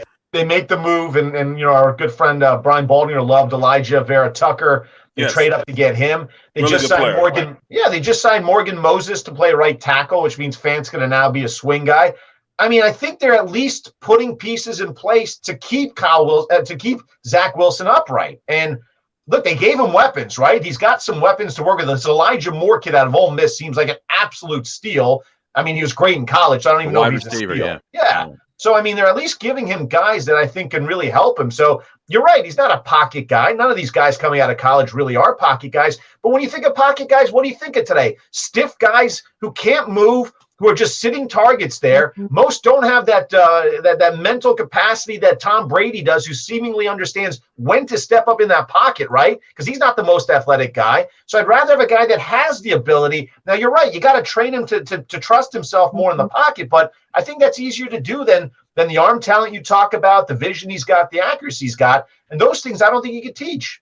Well, those things is going to take a while for him to pick up anyways. And when you're with a defensive-minded coach and that coaching staff, how much help is he going to get, from the rest of the team? How much help is he going to get from them? We'll have to see. I just didn't think it. I mean, I really thought that Lance was, had a stronger arm than he did. A lot of those guys in this year's draft, they're putting them ahead of, even guys that are playing now. And I just don't understand that. I don't understand that. I wonder what Trey Lance is, though. The guy threw 350 passes in college. That's it, right? They played one season. Yeah. Right. Nobody has any idea. And that's a lot of players. That's a lot of players in this draft. A lot of players this year, we don't know what the hell they're going to do. I mean, how are they going to go out and play in the NFL? They didn't even play last year. They were a year removed from playing. Right. And this is going to be tough for them to go out there and really get acclimated to the speed of the game when you haven't played in an entire year. In fact, it might be a year and a half. You have not been on a playing field for a year and a half because you opted out. That's a lot of time outside of football. I don't care how many camps you go to, how many, drills you've run and, yada, yada, yada. But not playing football for an entire year, full speed in pads. That's a long time, man. A long, long time. Well, that's what's happening with the Eagles running back too. Yeah, exactly. He sat out an entire year. I mean, how do you get that experience back? That experience of there's nothing like going out there and being on the field and seeing the speed of the game and playing at that type of level. They haven't done that. So I'm anxious to see what is going to happen to these guys, man, coming in and playing this year. I don't know. I mean, going to find out, right? I mean, is this strange? And look, how do you run these pre-draft stuff, right? You didn't have the real combine. A lot of the stuff was done by Zoom. Barry, you know this, that like so much of it's the interviews, the in-person stuff. You want to see the guy. I mean, the physicals that they usually give, they couldn't give. They have to rely on the colleges and their doctors and things like that. So, I mean, it's a crapshoot. But I think, when you look at it, every team was in the same predicament when it comes to it. So there's really no excuses. No, there won't be an excuse because they're in the NFL now. And the NFL is not going to make any excuses. Either you're there and you're ready to play or you're not. You won't play. Or you'll be forced to play and you're going to be embarrassed. And I think a lot of these guys will be embarrassed. I mean, very embarrassed. It was hard for, just like Jalen Hurts last year, to not have, OTAs, those mini camps and being around his teammates, getting the timing. Those are all things you lack in an off season. It's hard to go out and transfer it into the, into not in the preseason and transfer it into the season. The NFL splits up into different seasons. You got the preseason, you got 4 games of the season when you get your identity. Then the next, 8 games you use to really get in sync and, start that playoff run. And then the last wins. Yep. And then those 4 more games. Now you turn around and you're playing playoff football. You start playing playoff football for the 4 games before the playoffs. That's where you start eking and seeing where you're at and what you need to improve on and how you're going to go into the offseason. A lot of those kids didn't even get those seasons to really accurately get and assess who they are as players, and I think Jalen Hurts was that guy because he didn't have anything in front of him. He didn't have anything to throw through. Nothing was going right for them, but yet and still he showed a little bit of enough to show that he needs to be the quarterback this year. So this is going to be a great season. I'm not sold on hold on 1 sec. We got to take a quick break here. We're back in 3 across the board on the middle. I don't know what happened there. What happened to Sports Map? Yeah, I don't know how you could be sold. Hold on 1 second.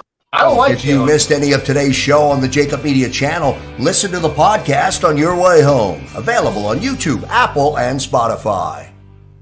The savoring taste of a good bag of beef jerky is so enjoyable at any time of the day, as long as you can find it. Here's what we suggest. Pure Bull beef jerky is our answer, and soon it will be yours. Locally produced in the Philadelphia region, this high-quality, healthy protein snack is easy to secure. Go to steersnacks.com and you'll see hot garlic, tropical heat, Pure Bull dry rub, and our favorite, Huck and Fod.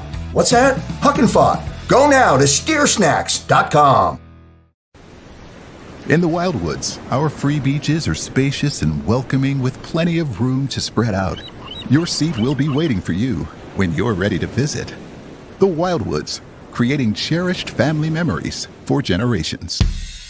Attention women of South Jersey and the Delaware Valley. Sign up right now with Our Lady NRA instructor Nayara Andrzak, who will teach you gun safety as part of this 3-hour safety class, which is being held at Delaware Valley Sports Center in Philadelphia. For information, drop an email to info@DelawareValleySportsCenter.com. That's info@DelawareValleySportsCenter.com. Learn the fundamentals at Delaware Valley Sports Center. You can't miss. Are you looking for a place to track your action, purchase picks, and share your sports betting analysis with the gambling community?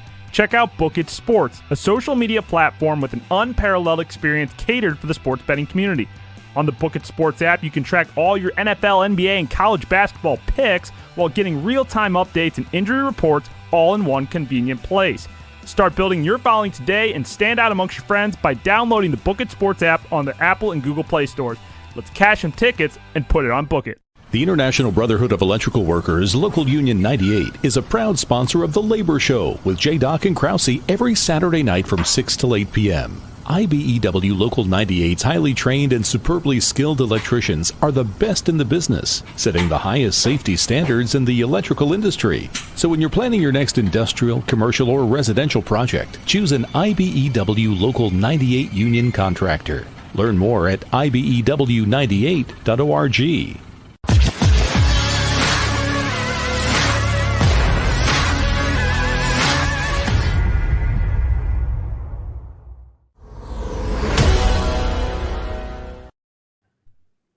Target.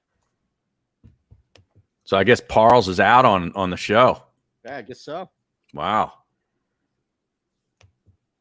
Wow.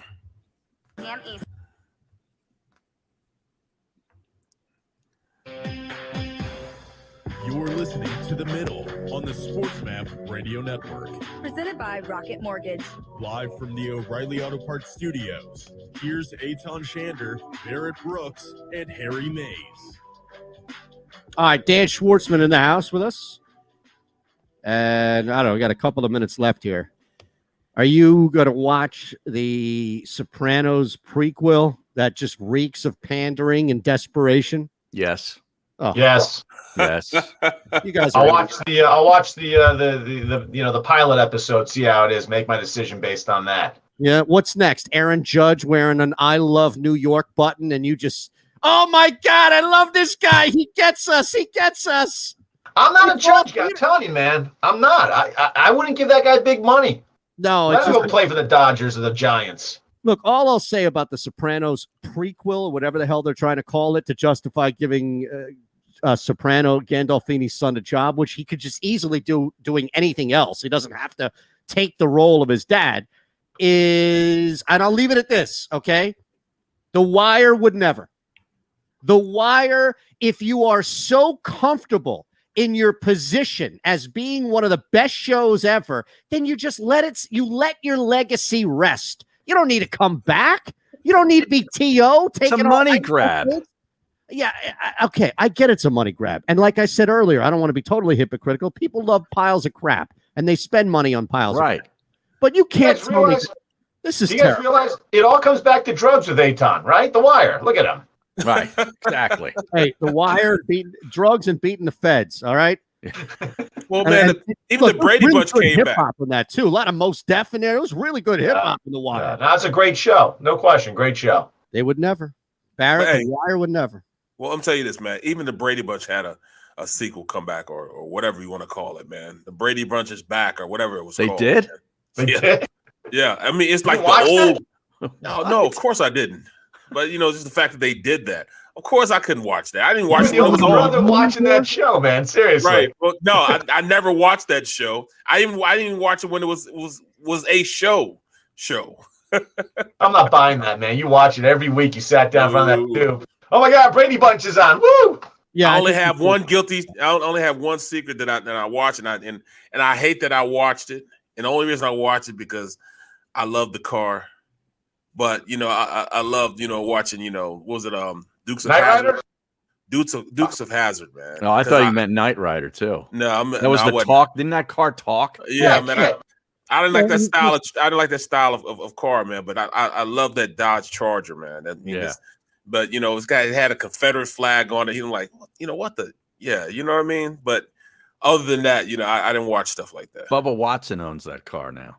Yeah, really. Yeah. That Kit is Mr. Feeney. Like Kit, that's the really famous voice. Kit. Yeah. He's done a lot of stuff, right?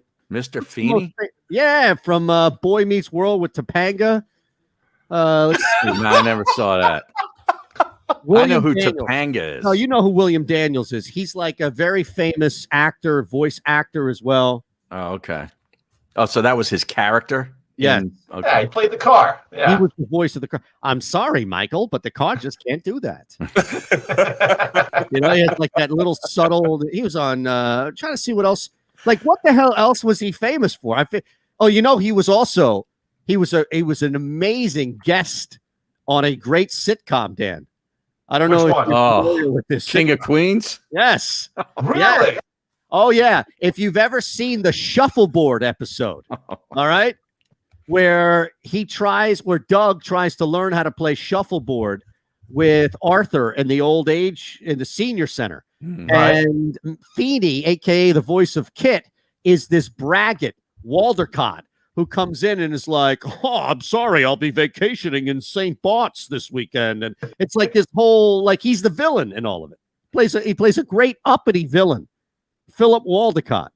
Now, who's this guy again? Feeney? What's his name? His name is, again, if you see him, you'll know exactly who I'm talking about. He was Mr. Feeney in Boy Meets World. Yeah, but he was in other stuff too. Like he was in some movies here.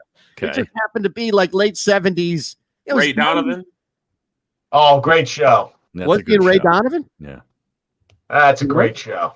Well, look, I buried the lead. I didn't know he was in Ray Donovan. That's good. He's in Grey's Anatomy. Yep. All right. You might be able to get me to watch a reboot of the Talking Car show if Mad Dog Russo does the car voice. Knight Rider with Mad Dog Russo as the car. And Francesa's David Hasselhoff. Yeah. Right. Come on, dog. Come on, dog. We're out of gas. I've been running for 6 hours, Mikey. What are you talking about? What about the General Lee? You know he's going to start his show today at 3:00 talking about the tennis matches. Oh my god! Oh my god!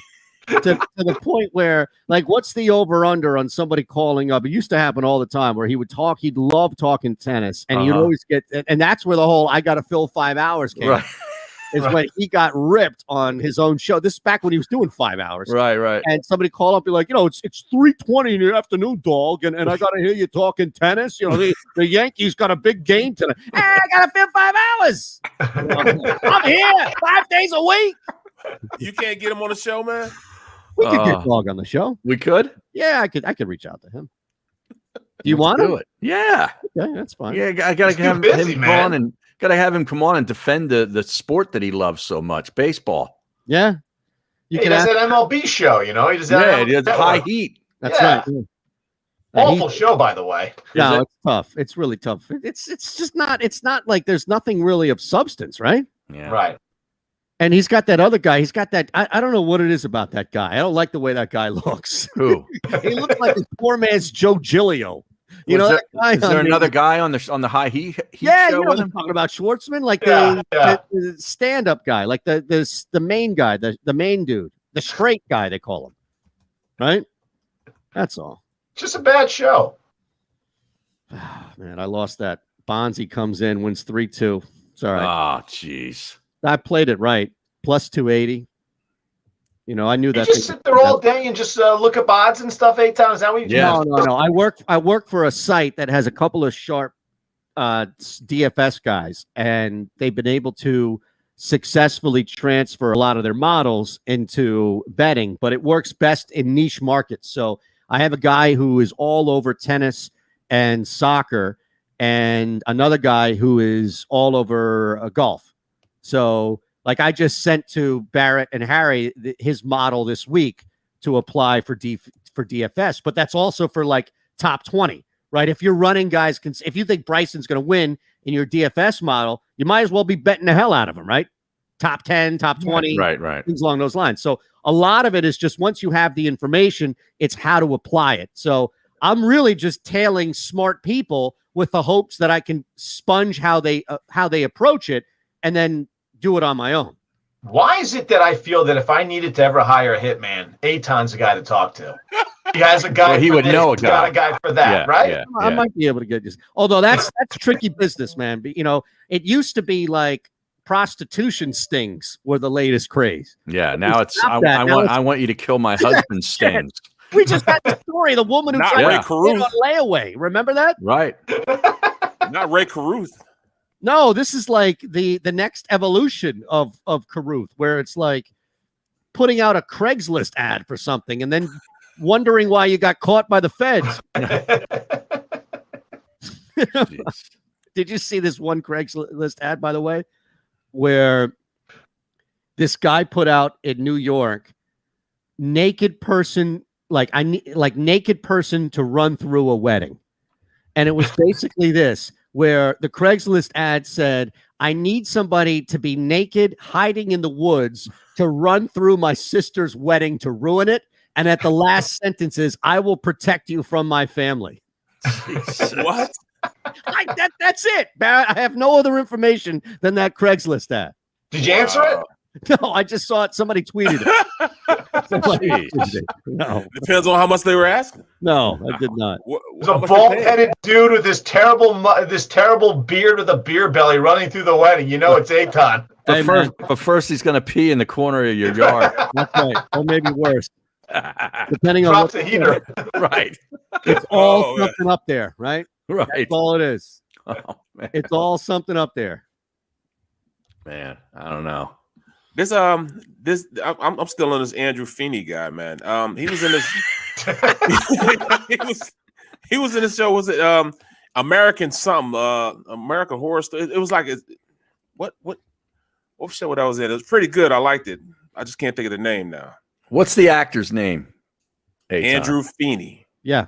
Oh, that's it. No, that's a character. I thought a character. William Daniels. Okay. Yeah, William Daniels is the William Daniels. Yeah. Brooklyn, New York, 1927, to a bricklayer, David Daniels, and his wife, Irene. Daniels, man. William Daniels. He was born into it. Member of the Singing Daniels family in Brooklyn. Wow.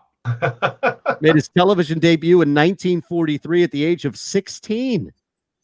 He's been married to his wife for 70 years. Has he really? Wow. Yeah, 1951. Yeah, who does that? Yes. I agree. He was in the Blue Lagoon. He was in The Graduate. He was in St. Elsewhere. I mean, what are you talking about? This guy's a legend. Everything. Not first ballot, but he's HOF. Veterans Committee? Yes, Veterans Committee. I love it. Oh, man. All right, we got a basketball game tonight. What else? Hockey game tonight. Hockey game, yeah. We'll see if Montreal can make this a series. I got to pick between the two of them. I'd rather watch Chris Middleton shoot baskets than Montreal lose another game. Wow.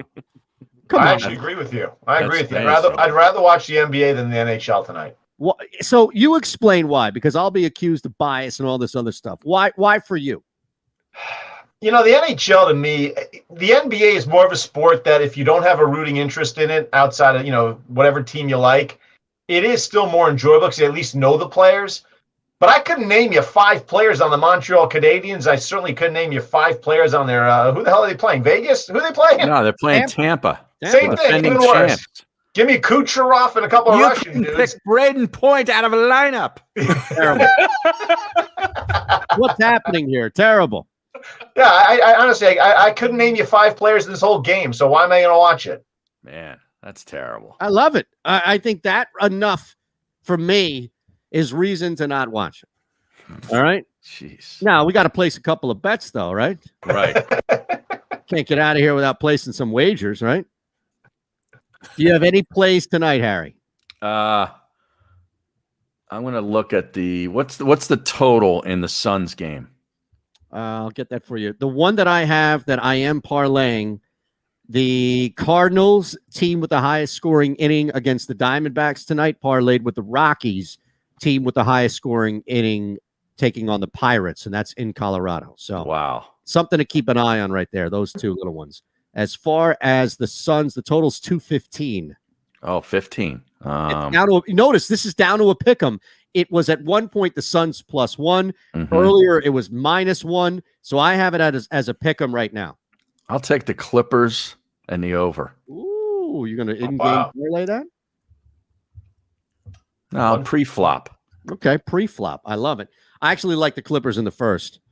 I think you can get some pretty good. Let's see. I think you can get a decent return on the first quarter now for the Clippers. And yeah, -118 for both. If you want to lay some points, this is what I would do. I would play both at the same time. I would lay the 118 and take the Clippers to win the first quarter. I'd also lay 2.5 and take the Clippers to win the first quarter by 2.5. And you're going to get +155 there. You get -118 on the first quarter money line. So does that make you feel a little more comfortable, Schwartzman, me talking about betting stuff that you actually understand, like people are betting on, as opposed to me stretching some Russian ping pong pop-off guy?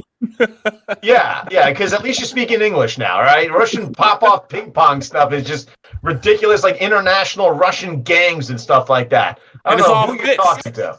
It's all fixed. Yeah. But look, Barrett, just because something's fixed doesn't mean you can't make money off it. You got to know which side. Winning. Somebody out there is winning. This William Daniels guy was in a couple of Rockford Files episodes. I'm in on William. Oh, you're all in, huh? Yes. Yeah. You're all in. All right, so here we go. I'm going to give you a couple here that I got just so you can all play these. And if they hit, we'll run it. All right. So Spawn top 20, Shank top 20, Norlander, Lebioda, and Tringali top 10, Woodland top 10 and to win, Bryson to win, Reed to win. Got it? There you go. All right. Yep. You going to play some golf, Schwartz? No.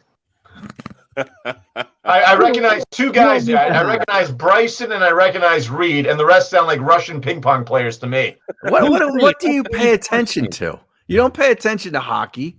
You don't pay attention to golf. What are you paying attention to? No, I pay attention to golf when it's the majors, right? Oh, yeah. I pay attention to golf when Tiger plays. When Tiger Woods plays. Yeah.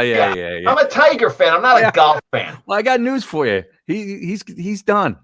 Well, yeah, but I am glad the biggest fraud is not making big tournaments anymore. Ricky Fowler is such a fraud. Wait a second. That guy is no substance. That guy, I can wear some fancy looking outfits, but I suck when I get on the course. I can't win squat. He played well the last time. Over the last month. Yeah, he's top 20 at the last major. Yep. What the hell are you talking about? Top 20 at the PGA. You're buying into the nonsense, right? This is a guy that's fallen out of the top 100 rankings, right? Come on, give me a break. Is if he's paying back a bet. He was plus 285, top 20, and I'll tell you what's automatic. Ricky Fowler doing squat, you'll never win a major because mentally he can't handle it. Wow. That's a bet, you can book it. Fair enough. Wow. Look at you and your Fowler hate, man. Gee. Man. You don't like the way he wears his hat. No, I don't. I don't like the way he wears his hat. I don't like the outfits. I don't like the color of the outfits and the fact that he doesn't back it up on the course. Hey, last quick question for you before we get out of here. What was the Wiz? Is there still a Wiz up there in New York on Union Square? No. They're all out. I'll tell you, I used to live 2 blocks from a Wiz on 86th Street and 3rd Avenue. But I used to buy everything at the Wiz. Walkman, those Iowa 3-disc rotating boom. You remember those thingies? Wow. You're going back now. You're going back. I'm going back. Yeah, that and Crazy Eddie's. Remember Crazy Eddie's? Crazy Eddie's, Crazy Eddie. Yeah. That's crazy. We need that guy's in jail. Yeah, Ricky Fowler was tied for 8th at the PGA Championship a month ago. Get out of here. That's as good as it gets for Ricky Fowler. That's fine. All I needed was that. It was top 20. All right, brother. We appreciate you, man. It's great seeing you. Anytime, guys. All right. We'll see you all tomorrow. Thanks to you out there for being a part of the middle. Football in Philadelphia is a lifestyle, a passion from birth, and a personal responsibility to know the game. Boo when necessary. And think about EATLES! Every second of every minute of every hour of every day. Birds 365 was created for you. Jody Mack, the legendary sports talker, joins forces with NFL insider John McMullen. Birds 365. Start your morning with Johnny Mack and Jody Mack across the JAKIB Media Network. Watch it live on YouTube.